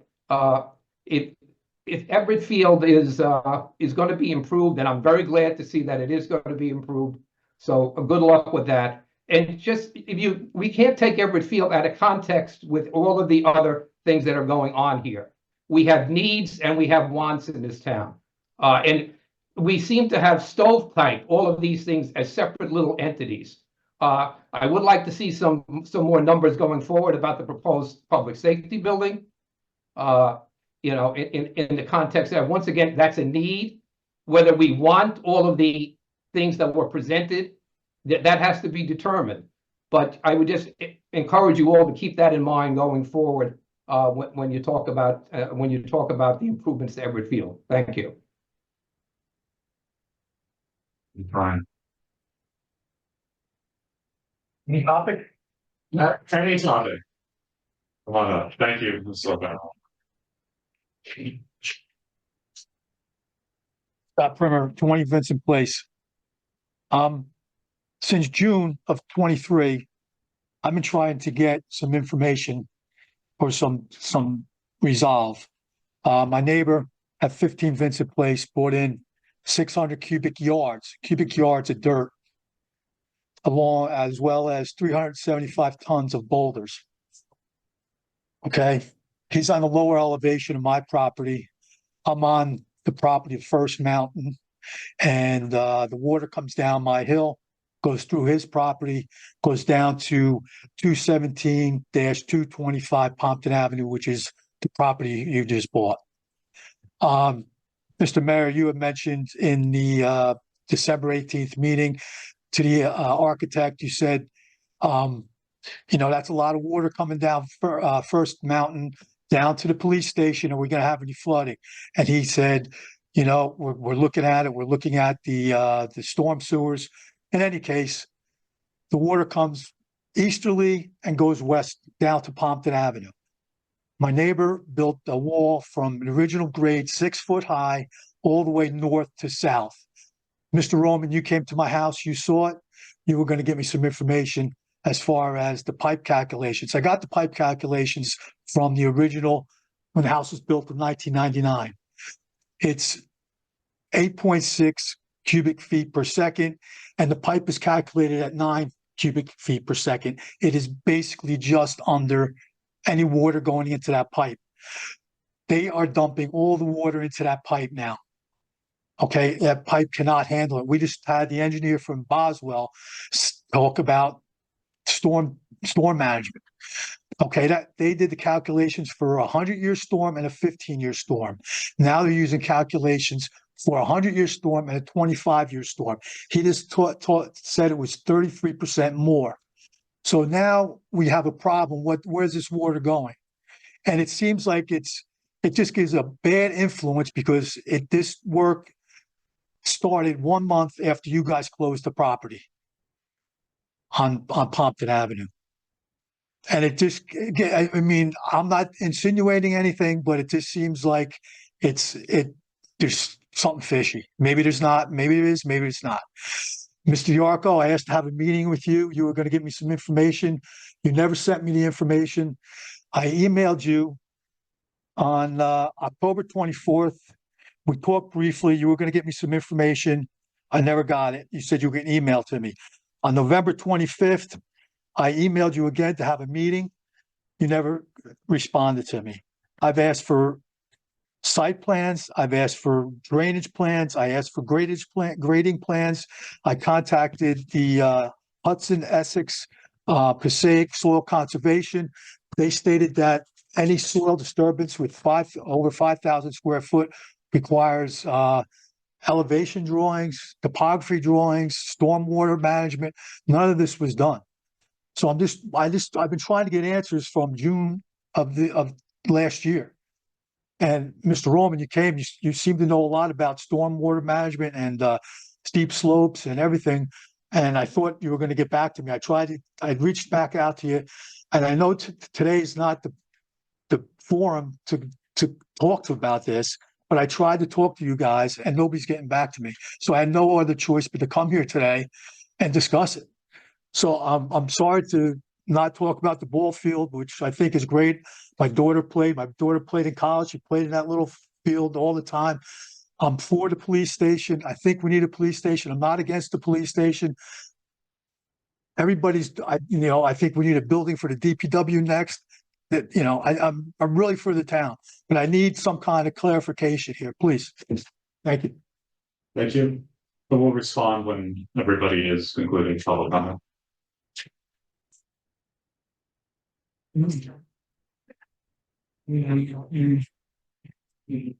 Hi, Sarah O'Farrell, Verona, New Jersey.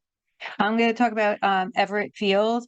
And in all the concept plans, the 42-inch diameter, 11-foot circumference sycamore tree is remarkably left out. Why? I don't know. The VEC has a video about the stormwater protection that this one giant tree accomplishes, and flooding is a major topic in Verona. The mature trees also provide residents respite from the bright lights on the field. How does Verona's tree ordinance factor in with the $30,000 estimate for tree removal? Does the tree ordinance only apply to homeowners and not the township? I think that it doesn't apply to the township. Once the mature trees are removed, how many decades will it take for the trees that will replace them to grow tall enough to provide some respite from the light and help with stormwater runoff? Currently, the happy noise from the ping of a big blistered hit and the following exuberant cheers is wonderful. Yes, we can hear it all, even past 10 p.m., but it's happy noise. What isn't happy is having to live with an announcement booth. We didn't buy our home 28 years ago next to a sports complex. Perhaps the announcement booth is better placed at the VCC complex. That is a beautiful complex. There's a lot of fields up there, and there's a beautiful playground, as Ms. McGrath mentioned. And I was told that it's really important to invest in rec spaces for children and adults. We have a $1 million ADA playground being built at the VCC. Verona Park has a playground and a fitness trail with equipment. There's one at Liberty. Each elementary school has a playground, and these 7 playgrounds are all options for residents who like this type of entertainment. And I live right across the street. I've had a wide age range of kids, and when I'm playing a game, or when I'm watching a game, I never could put my kid in the playground, walk away, and then go watch the game. It's just impossible. Every parent will tell you that. The majority of parents that I actually would see. I would have my daughter who had, I don't want to say it in public, but there were some challenges. So she would have had difficulty on a playground, and she would just crawl through the grass and the mulch right around my feet. So a playground wasn't even necessary for her. And in my neighborhood, there are tons of kids. It's like Verona, but I'm home now during the day and it's quiet because everyone's at work or daycare. And then after 3 o'clock, when the school, which is 2 blocks from my house, you could go up there. to the elementary school. That's the convenience of living in Verona because we have local neighborhood walkable schools.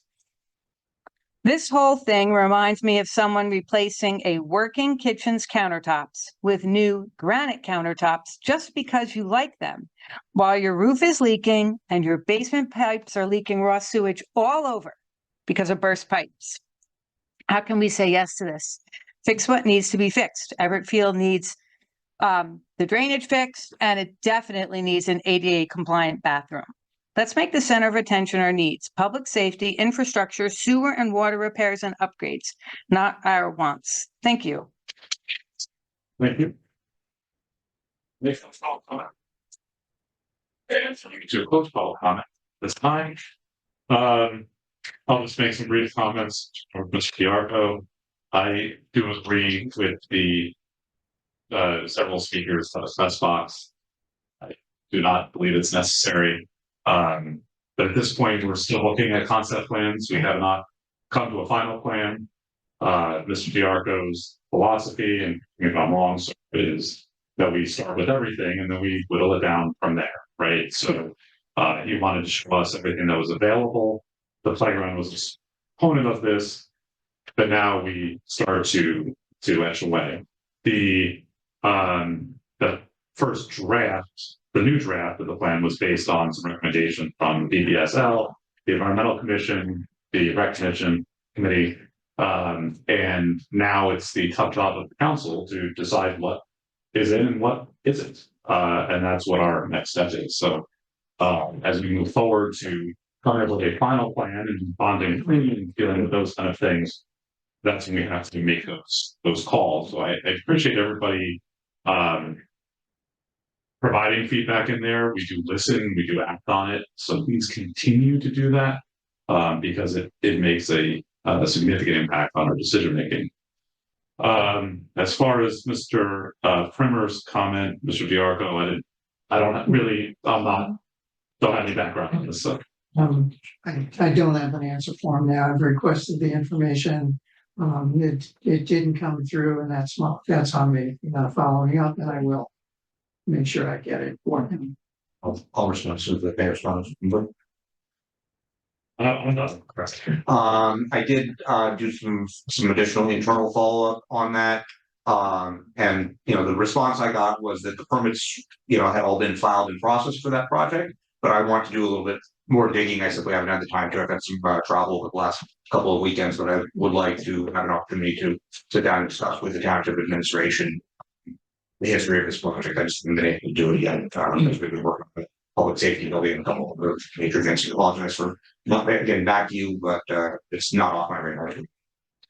This is something, Mr. Diarco, that you consult our engineer on to have them. Yeah, as Councilman had mentioned, all the permits were filed on that. I've asked for the files, and he did not follow up in getting the files, so I could actually see in administration exactly what happened there, and I have no idea at this point. The other on the playgrounds, on the commons and trees, I just met the Shade Tree Commission, and they will be going out identifying and marking trees that they think should come down and trees that should be added. And we're including trees. They're going to include trees that go up the neighborhood in that area. It should be part of the project, but that's coming in for the shade tree, and we don't have it yet. Can I hear what you're saying? I'll just also add that I am also opposed to the press box and the announcing systems and so on. I think that's overscaled for this particular location. I very much appreciate Mr. Petrangeli's comments. I do kind of like the idea of looking at, some form of scaling down what we're doing here without losing the intent of the project, which is ultimately to deal with the drainage issues on the field, the issues that make the field hampered. But we should be doing the earthwork and site work that's necessary to accomplish that properly, but not more. So I kind of lean towards, I'm in favor of reworking this field. I just look at the price here. It's, the engineer's estimate says $4.2 million at the bottom of it, which is, I just saw a reaction in the audience when I said that number. And that's the same reaction I have. It's just in the context of everything else that we have here. We need to be cautious in terms of what we're able to do, especially in the interest rate environment that we're in right now. Grants are wonderful, I hope that we get every single grant in the universe for this, but we also need to sort of temper our desires a little bit. Could the township administration post the committee recommendations on that Everett page so that the public can read those as well to get some insight? Thank you. All right, Deputy Mayor. Sure, I just want to close it out and say, at the beginning, my comment was I wanted to really look at the details of this when I see the revised plan close up, and I can blow them up on my computer. Before, like, I don't know if the walls are 14 foot, like one of the people talked about. Those are things I want to look at. I think they're dangerous. I know you can put a fence on top, but that makes it even higher. Kids will climb up the fence. That's what kids do. So do we want to put that right next to a ball field? I would love, any of the other people that stood up and talked, would love to reach out to you and talk further about your comments. And not to get in the back and forth or fight about things, but I was a builder for many years, and since that idea came up, I have had people do additions on houses and leave part of the old windows in until later on they have more money and they can do full replacements. Those are just things that we do, and that's what we're doing as a council. We have to watch your money. It's your money we're spending here, and we want to spend your money in the smallest way possible. And if it has to be taking stuff out of this project and waiting till later on, then we have. There are more pressing and more important items throughout the town infrastructure that need to be done, that we get emails once a week about. And we need to address them before we go and spend $250,000 on a playground. That's just my opinion. But thank you, David. Okay. The next item on the agenda is a hearing of proposed ordinances. I'm going to entertain a motion to move the discussion of H1 into new business. So moved. Motion's made by Councilwoman McGrath. Is there a second? I'll second it. Second is made by Councilman Roman. Any discussion on moving the agenda? Just as some feedback, this is generally our practice on a non-emergent resolution to discuss it in new business, to have one extra meeting for the public. Any further discussion? All those in favor? Aye. Aye. Opposed? Motion carries. All right, we are going to move on to our consent agenda. On this evening's consent agenda, we have 2 sets of minutes. Not any licenses and permits. We have several resolutions on the agenda. Somebody like to move the consent agenda? So moved. Motion's made by Councilwoman McGrath, second's made by Councilwoman Holland. At this time, I'm going to open for public comment on the agenda items only. The same public comment statement applies as read previously, and comment is limited to the items on the consent agenda. Mayor, just a quick comment that we might want to highlight the items number 11 and 12. I think those are significant enough that we should provide detail to. Sure. That's fine. So resolutions 11 and 12 are resolutions to authorize the planning board to investigate 2 areas. The first is to make the Bloomfield Avenue corridor into an area in need of rehabilitation, which opens up some possibilities for us. And the second is a specific lot at the corner of Bloomfield Avenue and Church Street. Well, kind of at the corner. It's actually not technically at the corner, but it is an L shaped around the parking lot of the corner, to investigate whether that should be an area in need of redevelopment that allows for some changes potentially to zoning requirements, and we look at whether developing that would be an improvement onto the township on that area. So we're referring these to the planning board. We would get recommendations from the planning board moving forward with that. Mr. Lavoya, did I miss anything? No. Thank you. Sorry, I alerted the clerk. There's one minor change in that K11. They wrote Sunset Boulevard, so it's just sunset. Okay. That's fun. It's a de minimis change. Thank you, Deputy Mayor, for catching that. Any other items? It's we have we're still in public comment at this point, and then we'll have some council discussion. Mr. Ryan, you're up.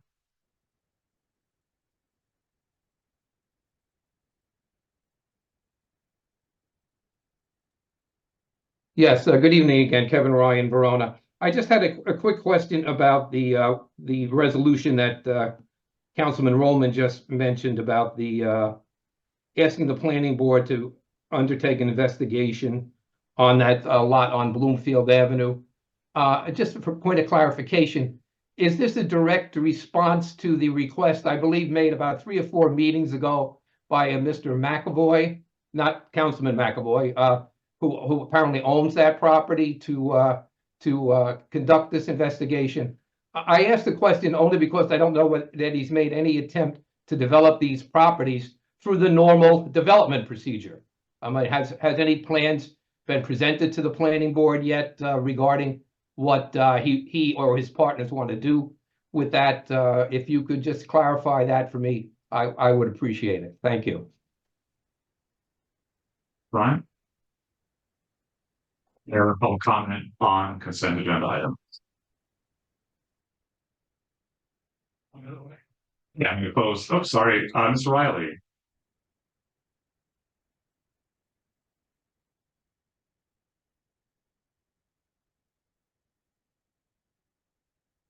Yeah, Chris.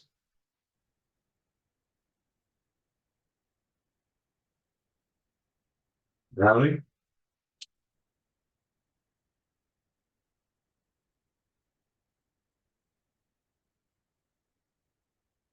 I don't hear Mr. Riley. Yes, please. Yeah, he's unmuted. Another second. Does anybody have a number for him?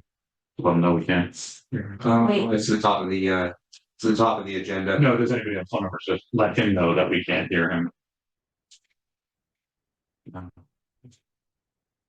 Okay, well, we don't hear Mr. Riley, but there will be another opportunity to come in. Unfortunately, we won't be able to hear him on the consent agenda.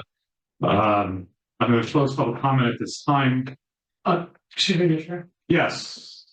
I'm going to, well, you're not technically the public, so. I am. Well, For this purpose, I am. You are. Okay, well, actually, Gregory Messera, I'm here on behalf of the planning board. Just based on, Mr. Mayor, I heard you refer a matter to the planning board on whether there's an area in need of rehabilitation. I'm not sure that that's the council's intention. Under the statute, the council makes a determination of whether an area is in need of rehabilitation, not the planning board. So I just want to be clear of what the charge to the planning board is, because again, it's not normally the planning board's determination. Yeah, the resolution follows the statute, so I would recommend that the council continue with the resolution and we'll take a look at it together. And certainly well, the statute I have in front of me is the statute is 4812A-14, which says that a delineated area may be determined to be in need of rehabilitation if the governing body of the municipality determines by resolution that a program of rehabilitation may be expected to prevent further deterioration, and then it lists the elements. Yeah, that's correct. I believe there's a statute that comes after that actually says we can refer to you to make a recommendation. It's ultimately the board's decision. That's if you can do that's for redevelopment and if it's going to be for redevelopment, not just for rehabilitation. I believe it's for both. Okay. Anyway, whatever you want us to do, I just want to know what you want us to do. Right. And then in a future meeting, you have to have another planning board meeting until after our next meeting. So you guys investigate it. Fine. We'll have, just for the record, Mr. Becerra is the planning board attorney. Mr. Oboya is the township attorney. Right. We'll have our attorney. I love watching you guys work, but we'll have you. Well, that's fine. I mean, I just want to make sure we have the right charge is what I'm getting at. Okay. No, that's fine. Okay. Member of both of the bodies. Right. And we have. Okay. We'll have that, but why don't you guys talk on? Okay. Thank you. Thank you. Any other public comment before I close public comment again? Okay. Public comment is closed on the consent agenda. I do want to thank our VMAC coordinator, Mrs. Jocelyn, for putting together a comprehensive grant authorization this year. As just a highlight of that, Mrs. Jocelyn also works in the administration, the finance office. So thank you for your work on that. And any other discussion? Council. So, Mayor, does someone need to make a motion to remove K? No, we can always rescind our discussion at the next meeting because the planning board will not meet. Planning board's not meeting this Thursday. Be fine. Okay. So planning board's not meeting this Thursday. So as a result, the next meeting will be in a month. So we'll actually have another meeting. So we can We're good to pass the resolution, my recommendation. Okay. Any other comments? I really want to respond to Mr. Ryan's question regarding the area in need of redevelopment as to whether or not that was regarding the presentation that was made to the council and why we consider doing this as opposed to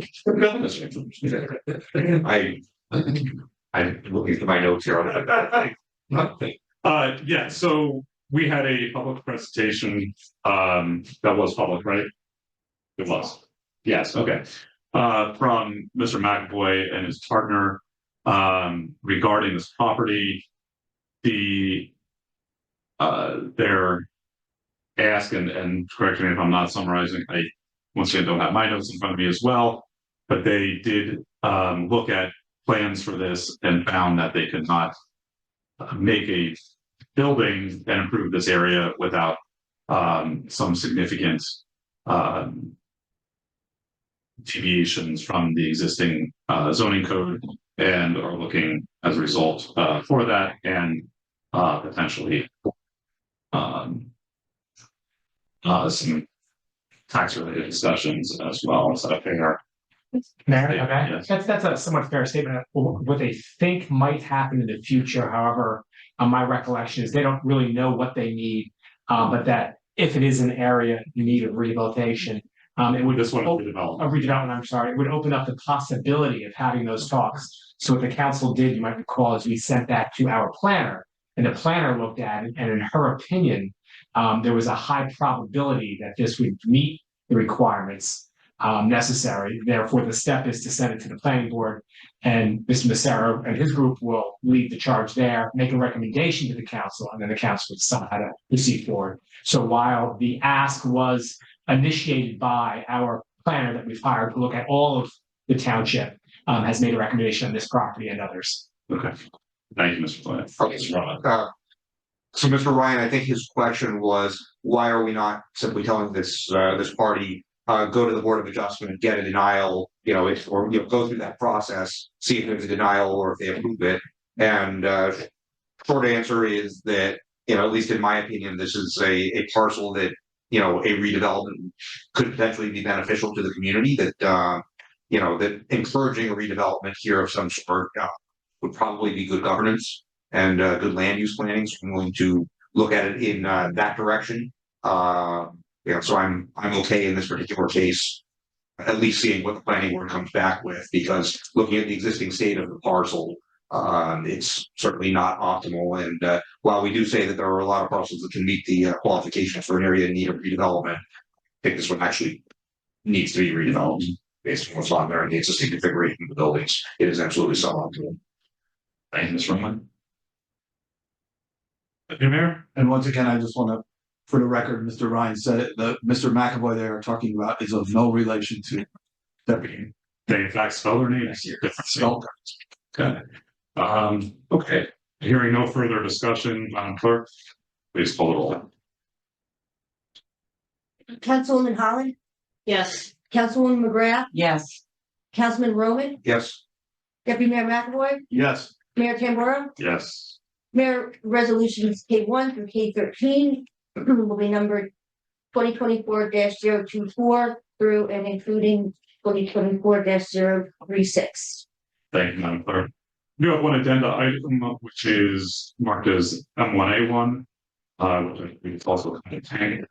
But this is a New business addendum for appointments to the Traffic and Safety Committee. Professor Edwin Paul Mickwitz for a term, unexpired term ending 6/30/25. For a motion to recommend this appointment. So moved. Motion is made by Councilman McGrath. Is there a second? Second is by Councilman Roman. Any discussion on the appointment? Hearing none, all those, actually, we'll leave this by roll call, Mr. Clerk. Councilwoman Holland? Yes. Councilwoman McGrath? Yes. Councilman Roman? Yes. Deputy Mayor McAvoy? Yes. Mayor Tamboro? Yes. The appointment stands 5-0. Thank you. I'm sorry.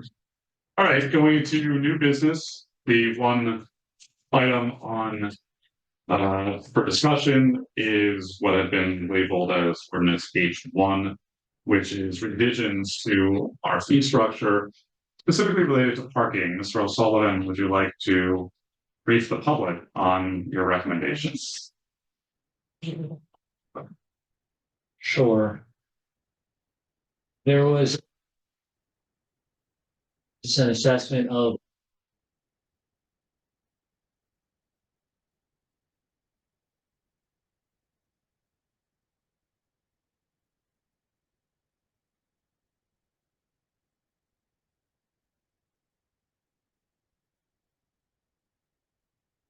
are required of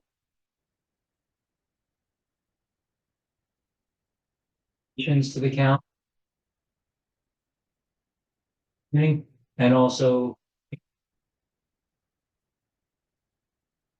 with all the surrounding townships.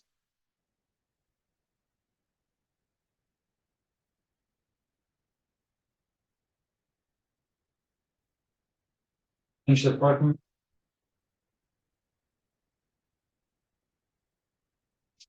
To permits.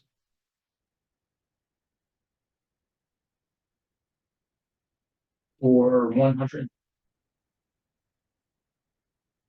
And $255. There was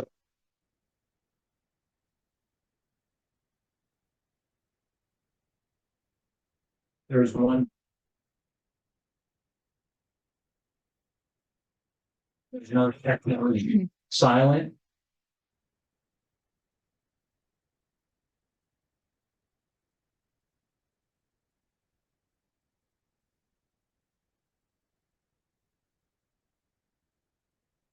I have some simple questions.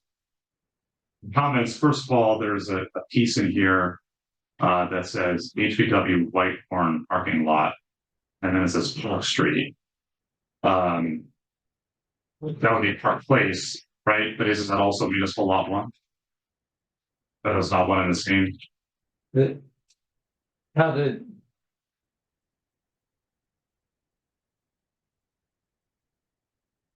you figure, right? They are all. So could we at least change the street to have that? Have them all. Yes. Well, no, just to have it be placed instead of Park Street. We do not have. Yes.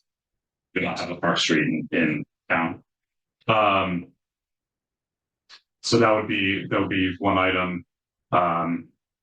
The other thing is looking here, and I want to preface this first of all with noting for the public that Mr. O'Sullivan did an extensive analysis of our parking fees, revenue, and surrounding municipalities, and it was great. It's what I expect of every report that comes from administration. So now that's what we're going to see all the time, right? So that's big. But the first thing I noticed in here that I would potentially like to discuss when we're talking about revenue, especially when we have a lot of parking infrastructure we're looking at, is many surrounding towns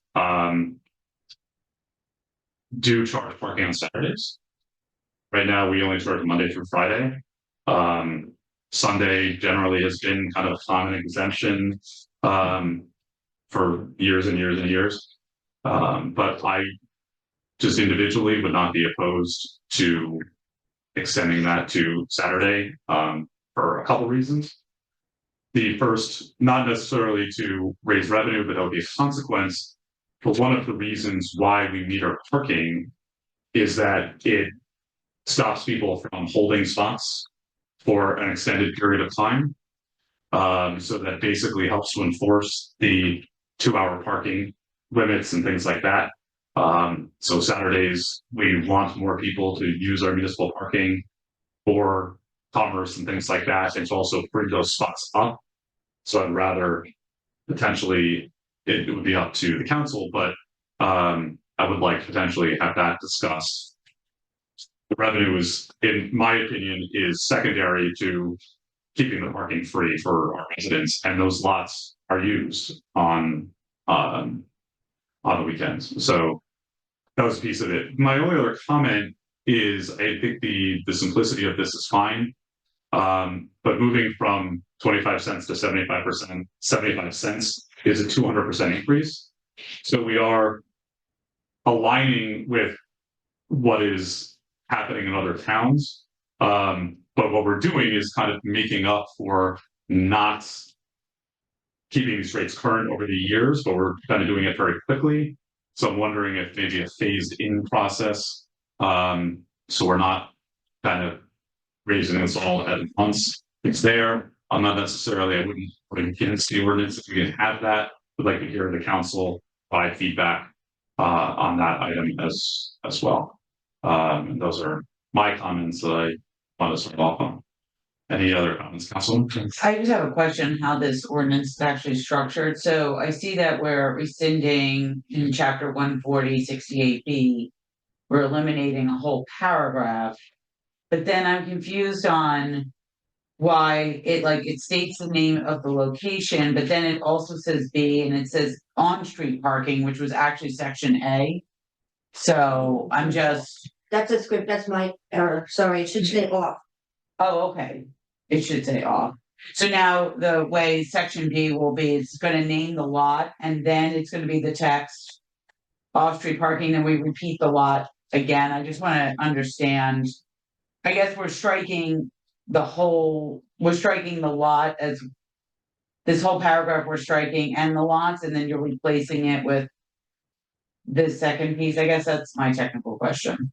Look, the intention.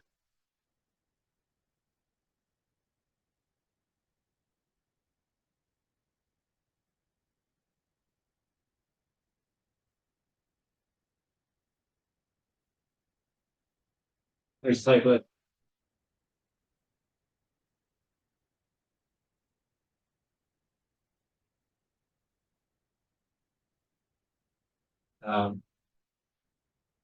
That's what the. Consistent with the A. Right, consistent. Section. And then I went into the E code, I couldn't find that next section that says 25 cents per 40 minutes, but that's actually what we're charging today. Correct, so it's 20, going from 20. Proposal is.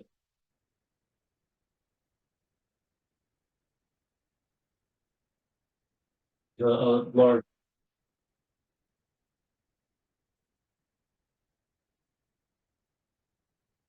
The Zoom mic, they can't hear you and you're cutting in and out. If you can come in here to the Zoom mic. I can jump over the buzzer. Right, thanks. You gotta, we maybe order a extra one of those, another one. There's only room for one expansion microphone. We have a world-class sound engineer here. I'm wondering if maybe he could figure out a solution. So When I found the manual for that thing, it was in German and I had to translate it. I'll go back, I'll do it again. that's why you're our master. Good. So I'll just reiterate that the intention of the change in the paragraph is to change paragraph B where it states it is silent to the time limits for off-street parking in municipal lots. We'll make that consistent with what is stated in paragraph A. The table of the parking lots will remain unchanged. The other component that I did just respond to also was regarding the rate. It would be changing from 25 cents per 40 minutes to 75 cents per hour. So again, while that is an increase to get us caught up with a stagnant rate for many years, it is we're extending the time limit in addition to increasing the rate. So it's not a full 200% increase, but it is still sizable. Yeah. To just, on your comments, I'm really in favor of just jumping to this new rate.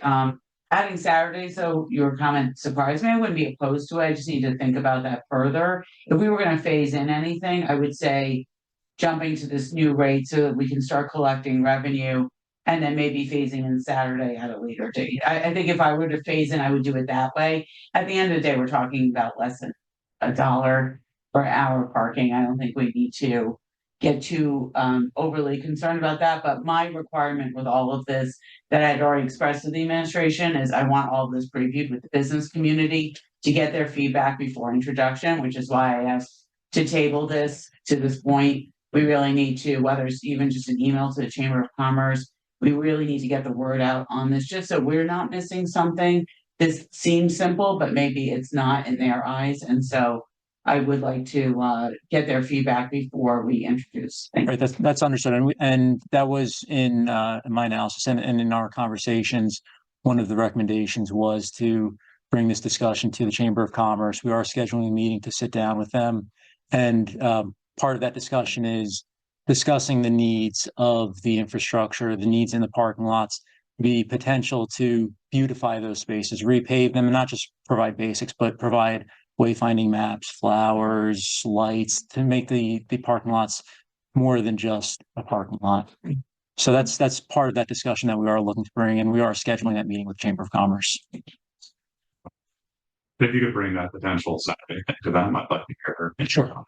As well. I know obviously the deputy mayor's a member of officers. Anybody else have any comment? On the 8 a.m. to 4 p.m. versus 8 a.m. to 6 p.m. There was a reason why we had left it at 4 p.m. I can't remember what it was. This came up for discussion at some point in time in the past. There's been a couple of things where we are solving specific issues with downtown parking by tweaking things in that manner. And this has been discussed in the past. I just don't remember what it was. It would be, I think the Chamber of Commerce, someone there might remember why. But before we make that change, try and chase down why we had it at 4 p.m. One of the things I worry about with parking rates, I mean, yeah, it's a relatively minor thing, it's a couple of quarters. We just never want to do anything that's going to cause a local resident to not stop by a downtown business for something quick. That's why I'm also a little cautious about extending this to Saturdays and kind of wanting to walk our way into this. It is basically a doubling of the rates. If you amortize the 25 cents for 40 minutes, you make that's 37.5 cents an hour, and then you double that to get 75 cents an hour. So we are basically doubling the hourly parking rate here. Again, it is relatively small change. What I'd be curious about is how many people are using actual change versus the app. It'd be interesting to know. And then I'll also reiterate my previous comment from a prior meeting that I think it's very important that we have a plan to get all of the unmetered spaces metered as soon as possible. To me, that struck me as relatively shocking how many of our meters are out of service at this one time. I knew this was becoming an issue. I didn't know it was to the point where it is. So I think that if we don't have that ready to go, this is kind of all moot. We're already not collecting our spaces. Right. I think to answer your questions in reverse, the plan would be to purchase new parking meter kiosks to go in the parking lots. We would salvage and recycle the existing parking meter heads that are still functioning in those parking lots, repurpose them to the other areas in town that are not working along Bloomfield Avenue and in other areas. So there is a plan to roll out the new parking meter kiosks, recycle existing infrastructure, and then continue to phase in a replacement plan with this new increase, this new revenue that would be available for reinvesting in these downtown areas. The other question that you had referenced was regarding the 8 a.m. to 4 the 8 a.m. to 4 p.m. versus 8 a.m. to 6 p.m. The ordinance as it's codified is 8 a.m. to 6 p.m. The enforcement is maybe a little bit softer after 4 p.m. But the ordinance itself as it exists is 8 a.m. to 6 p.m. So if there would be a change, it would only be scaling that back, and that wouldn't be recommended based on the needs of the infrastructure. Right now, the labeling on the meters and signage on the meters indicates 8 AM to 4 PM. Which is incorrect. Which is incorrect. Right. And again, because we just put Park Mobile in only a few years ago, I'm just saying there was some sort of deliberate reason why 8 AM to 4 PM were the parking hours, and that's what everybody's used to. So let's just make sure that we're not causing some sort of unintended consequence. I don't know what it is, but I remember we discussed this in the past, and there, Well, we will clarify that issue when we meet with the Chamber of Commerce, and we'll make sure that there aren't any other outstanding logistics that might create an issue there. Council. I was just gonna say, so thank you for kind of preempting that, is that the benefit of talking to the business community is getting some of that insight. I would just also recommend that if we are going to do a substantial fee increase, notwithstanding the fact that it's still less than $1. So, and I think most people will be comfortable paying the 75 cents, but that we do some kind of information campaign. So I do think it's been helpful to have some of the information pushed to social media with links to our website where residents, can have that information. That way, if they have any comments, they can email us or they can come to the meeting. Sure. Thank you. Right. Deputy Mayor hasn't gone on this one yet. I just wanted, just to remind people, the last time we did change this ordinance, we actually lowered the rate because it was 25 cents a half hour. And we had a couple of business owners that had clients that came in for a half hour and needed an extra 10 minutes. So we changed it to 25 cents for 40 minutes. That's why I went that way. And I believe the 4 o'clock came up sometime from some restaurant owners that didn't want it to go to 6 because people go in at 5. So they wanted it pushed back a little bit. And we just figured it started coming up at 4 o'clock, but I don't know if I guess it never passed, but it did on the meters. Hold on. Oh, thank you. Actually, so a clarifying question. So if someone only wants to, if they use the Park Mobile app, if someone only wants to pay for 15 minutes, is it a fraction of 75 or it's 75 up to an hour? There's flexibility to program that with Park Mobile. Park Mobile does have their own additional fee on top of the fee collected by the town.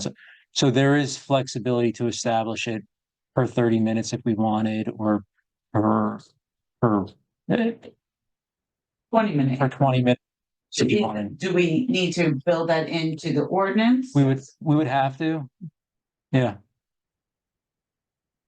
But we can change that once we put the Park Mobile, or not Park Mobile, but if we do the kiosk. You would program the kiosks the same way that you would program with Park Mobile. And you would set it to match whatever the rate structure is that's adopted by ordinance, whether it's 25 cents per 20 minutes or 75 cents per hour. So is it your recommendation that we do 75 cents per hour? So if someone's only parking for a quick errand, they're paying 75 cents versus someone going to an exercise class, they're paying 75 cents.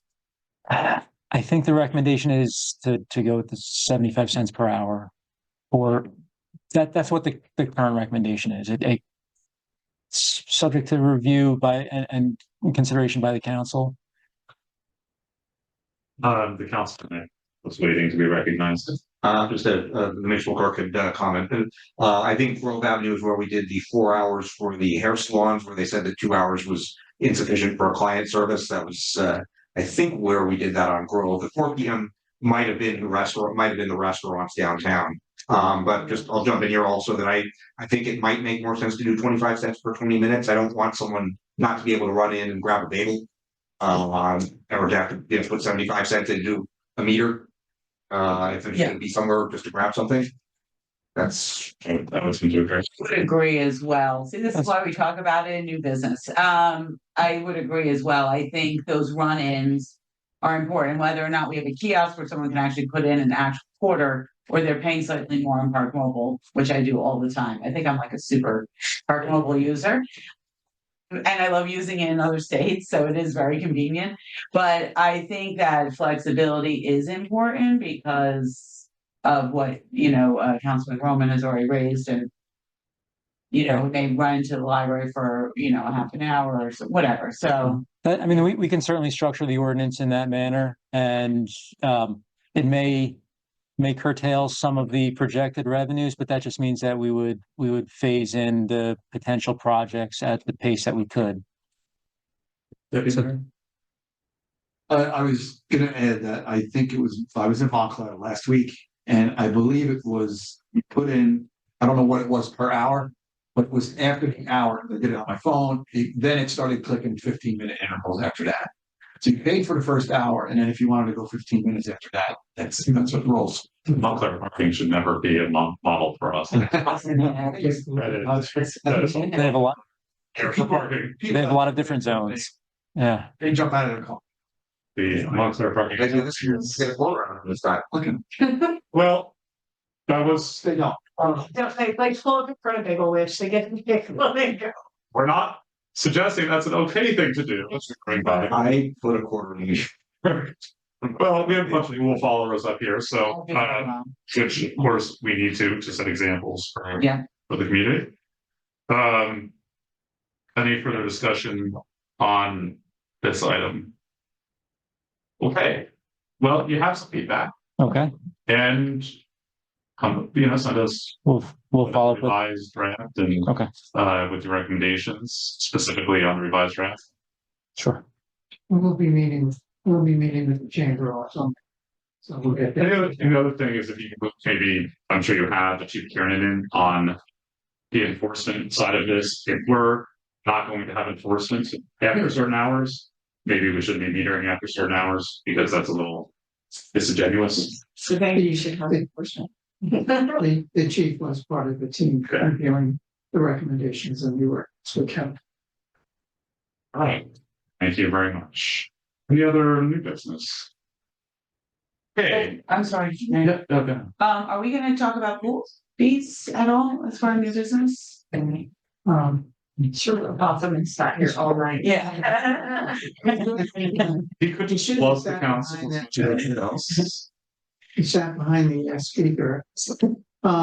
Just for the council's information, the subcommittee of the Recreation Commission was charged with reviewing the fees for the pool. Then their report was to go to the Recreation Committee to review their recommendations, and then that would come up here for the mayor and council to review. Unfortunately, the weather interfered with the council meetings. The whole committee reviewed it in December. But it didn't come up from the committee. It did come up Came from the the committee. subcommittee. No, the whole committee voted on it in December. Apologize, because I had the subcommittee piece. But Dave's here. It's the same report. Sorry, the rec committee adopted the subcommittee's report. Mr. Robotham, welcome. Good evening, everybody. Can I weigh in? Yes. Sorry. Yes. There were a few small corrections that I had to reach out to people individually that I know in the pool subcommittee report. I knew there was some varying opinions, so that was taken out, and then it was sent to council. The recommendations for 2024. I'm sorry to interrupt. I think we could split this conversation to two if necessary. If you're going to make any recommendations as to the volunteers, the free parking for the pool or wherever, or their memberships, if you can split that into a different conversation, so only deal with the residents. If there's any recommendations as to that. Yeah, but as it being is that I can't participate in the conversation if the rescue squad, we're not even sure there's a conflict, but just out of a abundance of caution, I'm not participating. I didn't do last year. So I asked the administration to bifurcate the conversations so that there is one conversation ordinance on the pool fees, another conversation ordinance related to the rescue squad and fire. And for the public's edification, that's a membership regardless, but that's a ethics. As for a recommendation with all of the points that we were just mentioned, including the fees, I still need to meet with administration and Jen to make my full recommendation for the fees. what was sent was just the recommendation from the pool subcommittee. We still have to review that and give the administration's overall recommendation for this summer. So you've done some internal analysis. Correct. From the rec department and are responding to the recommendations that the full subcommittee and then the rec commission had put forward, and we're going to refine them. And not all of them, I think, there's some maybe legalities that need to be looked at as far as some of the recommendations that were made in terms of setting up a binding contract with people of a certain age group that I don't think we can do. There are some varying percentages increases, which I think we need to, I need to speak with Ms. Mascara and make sure we're on the same page for all of those increases, that they're not differentiating in any way.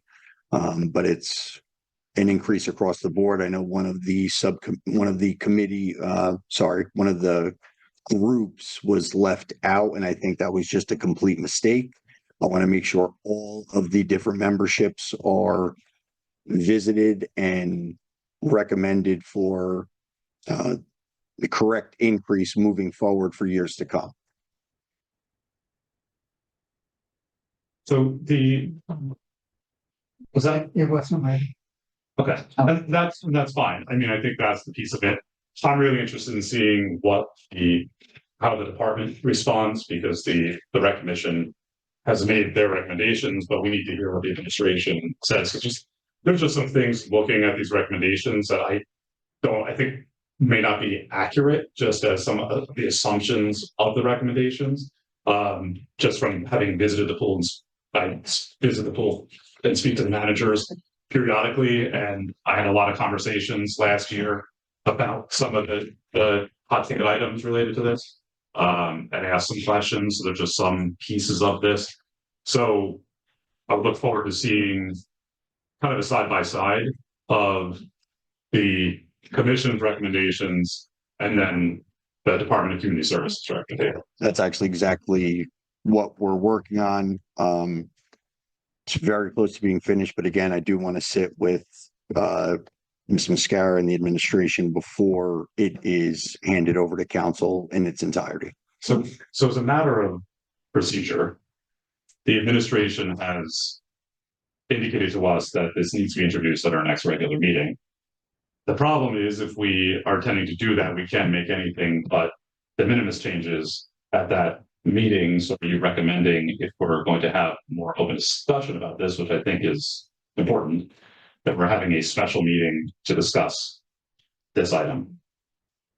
Is I member? Sure. We have to have the first reading. Right? We did have the first. So at the first reading, you can make all the changes you want, and then you actually do. Even if you can change it completely, do whatever you want to. Before you introduce, we can do that. So that's fine. What I was planning to do, because we are on a timetable because of registration at the pool, that the final recommendations from the department will come up. We'll have a meeting on those in the department level. We want to get all of that to you with administration recommendations before your meeting, so you have them, and the February meeting, we can start discussing the drafted ordinance for deletions, additions, whatever the council wants before it's introduced. That would keep us on a schedule for your registration at the pool, which the public is used to. My only concern about that is if we have too many changes to this. There's a lot to track and a lot to public to track during that meeting. So if we could just find some mechanism of, I don't know, for sharing a screen as somebody is retyping the ordinance as we're talking. We don't really do this as a habit. Normally it goes back and then we get revisions, but if we have something along those lines, so we're all on the same page, because I'm not going to vote on an ordinance unless I have a copy in front of me that is exact. I'm not going to do, I'm not going to piecemeal, okay, I agree with this, an ordinance is holistic, right? So between now and then, we charging the administration with coming up with a way of doing that. If not, we have to have a special meeting, because I'm not going to fall into that trap. Go ahead. Excuse me. Thank you, Mayor. I'm confused with this timing. it is our process that we talk about this item in new business is gonna be very complicated. And I really wanted to marinate in the community before we introduce. So that what we got from our municipal clerk is that we had to introduce on the 5th. Because of the timing on the back end. I still don't understand why we can't introduce on the 19th of February. And have second reading on March 11th, and why that timing is not sufficient. If registration is opening up in early April, yes, there is a 20-day stop-up period, but it's pretty. It's 20 from the end on the 31st. Excuse me. Can we pass on March 11th and still have that be in time? I just don't understand why we have to introduce on the 5th when we have a meeting on both the 26th and the 11th. For April 1st, that, I think that would work. That's the attorney, if he can promote it without, when it's in the stop. Yes. There you go. There you go. So we can discuss in new business, and we do need to see an ordinance to look at. We will likely make a lot of changes. It's very complicated. Because personally, I feel very passionate that the public really needs to understand where we're going with some of these changes. And then we can introduce, after we've gotten all that feedback, on the 26th. In fact, looking at the calendar, you can have the discussion on the 5th. If that discussion goes with lots of controversy, I'll say lots of discussion, you can have a special meeting on the 12th.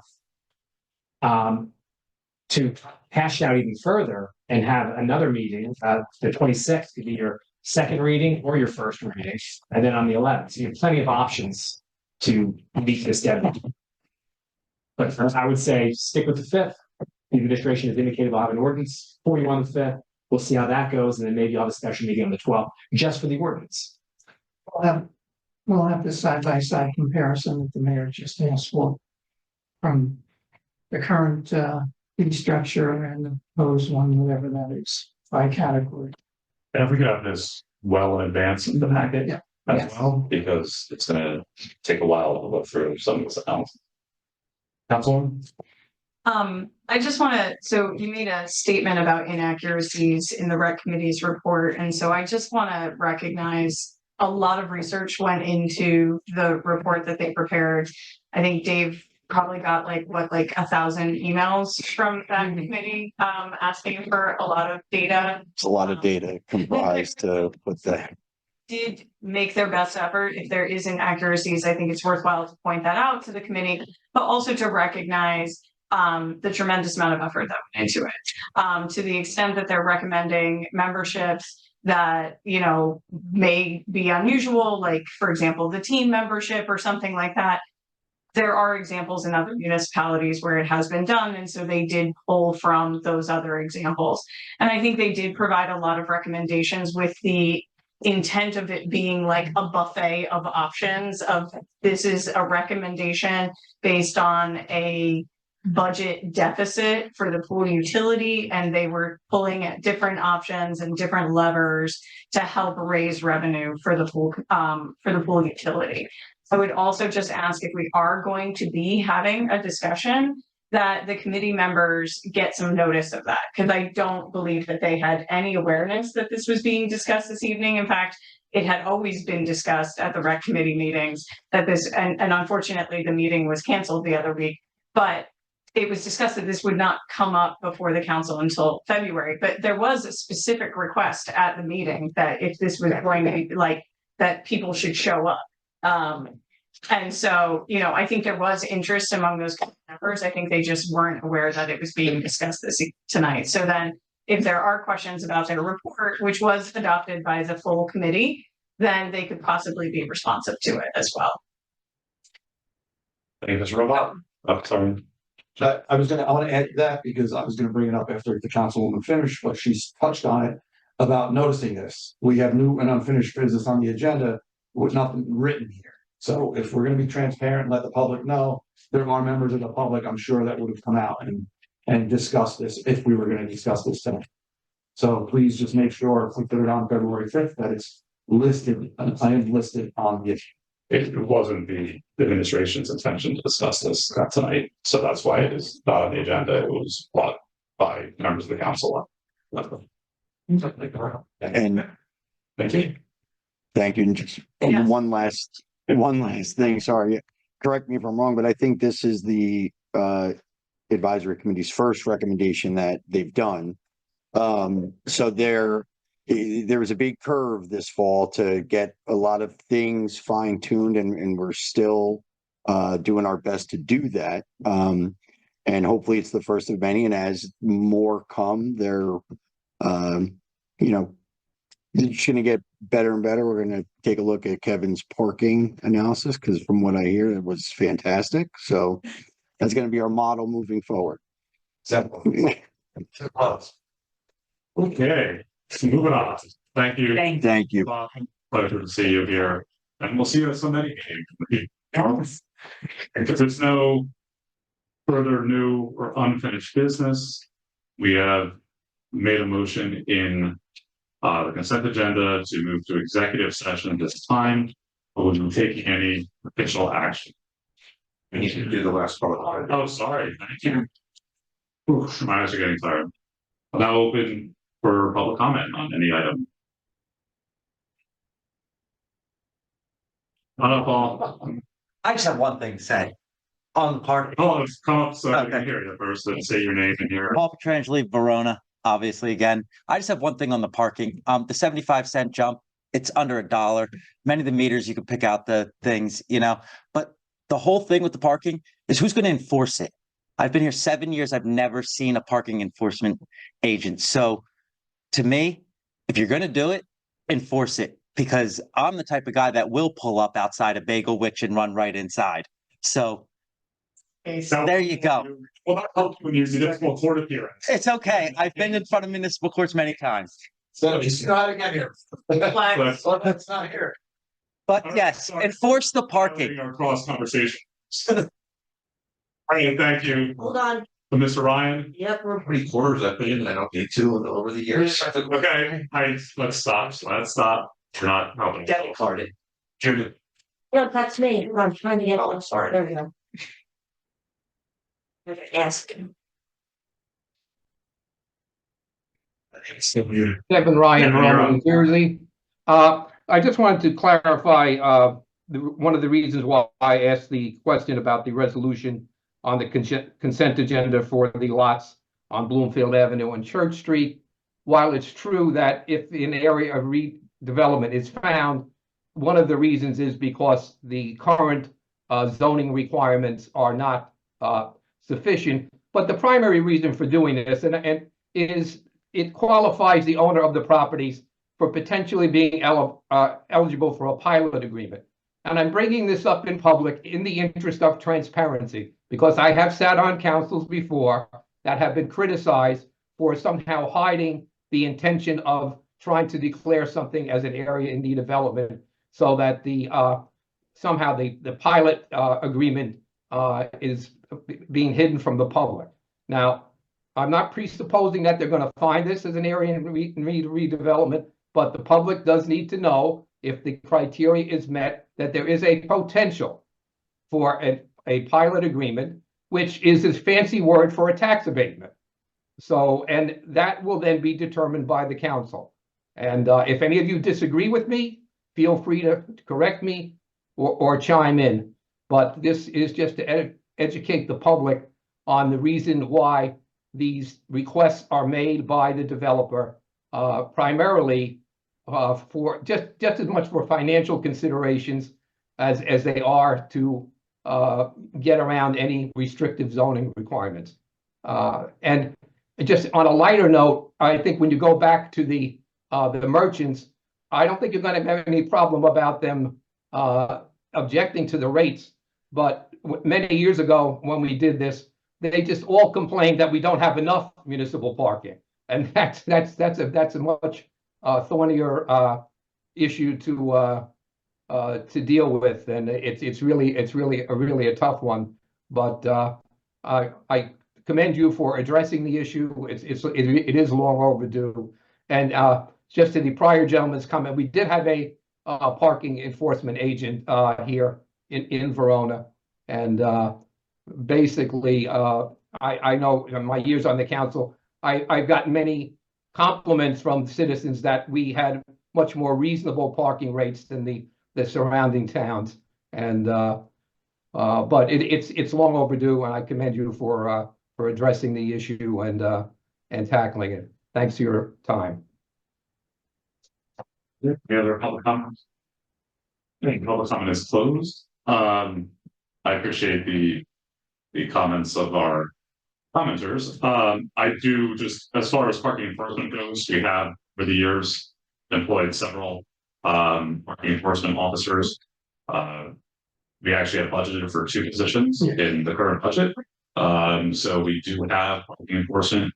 Oftentimes what happens is that these individuals that we have go and getting hired by police departments and go to police academies, so the positions are a little transient in that way. But currently I believe we have a retired police officer who has come back with a vengeance and is our utility first of the police department plus parking enforcement officer plus many other things. We have 2 and that's the other one. Yeah. So we have 2 retired Verona police officers who with loads of experience that are filling those positions. So that is good to know. But one thing is we have to pay their salaries, so we need to or raise our parking. Yes. But just add that they know all the tricks about people just jumping into the bagel ship. Yeah. We're actually, Mr. Giarco is going to. Mr. Giarco is going to have Operation Doe, which is a parking enforcement officer in plain clothes outside of Bagel Witch to catch everybody. And that concludes the public comment portion of our meeting today. We will not be taking any official action in executive session. So this leaves our journey with the public. Thank you for your attention and for your participation. It matters greatly.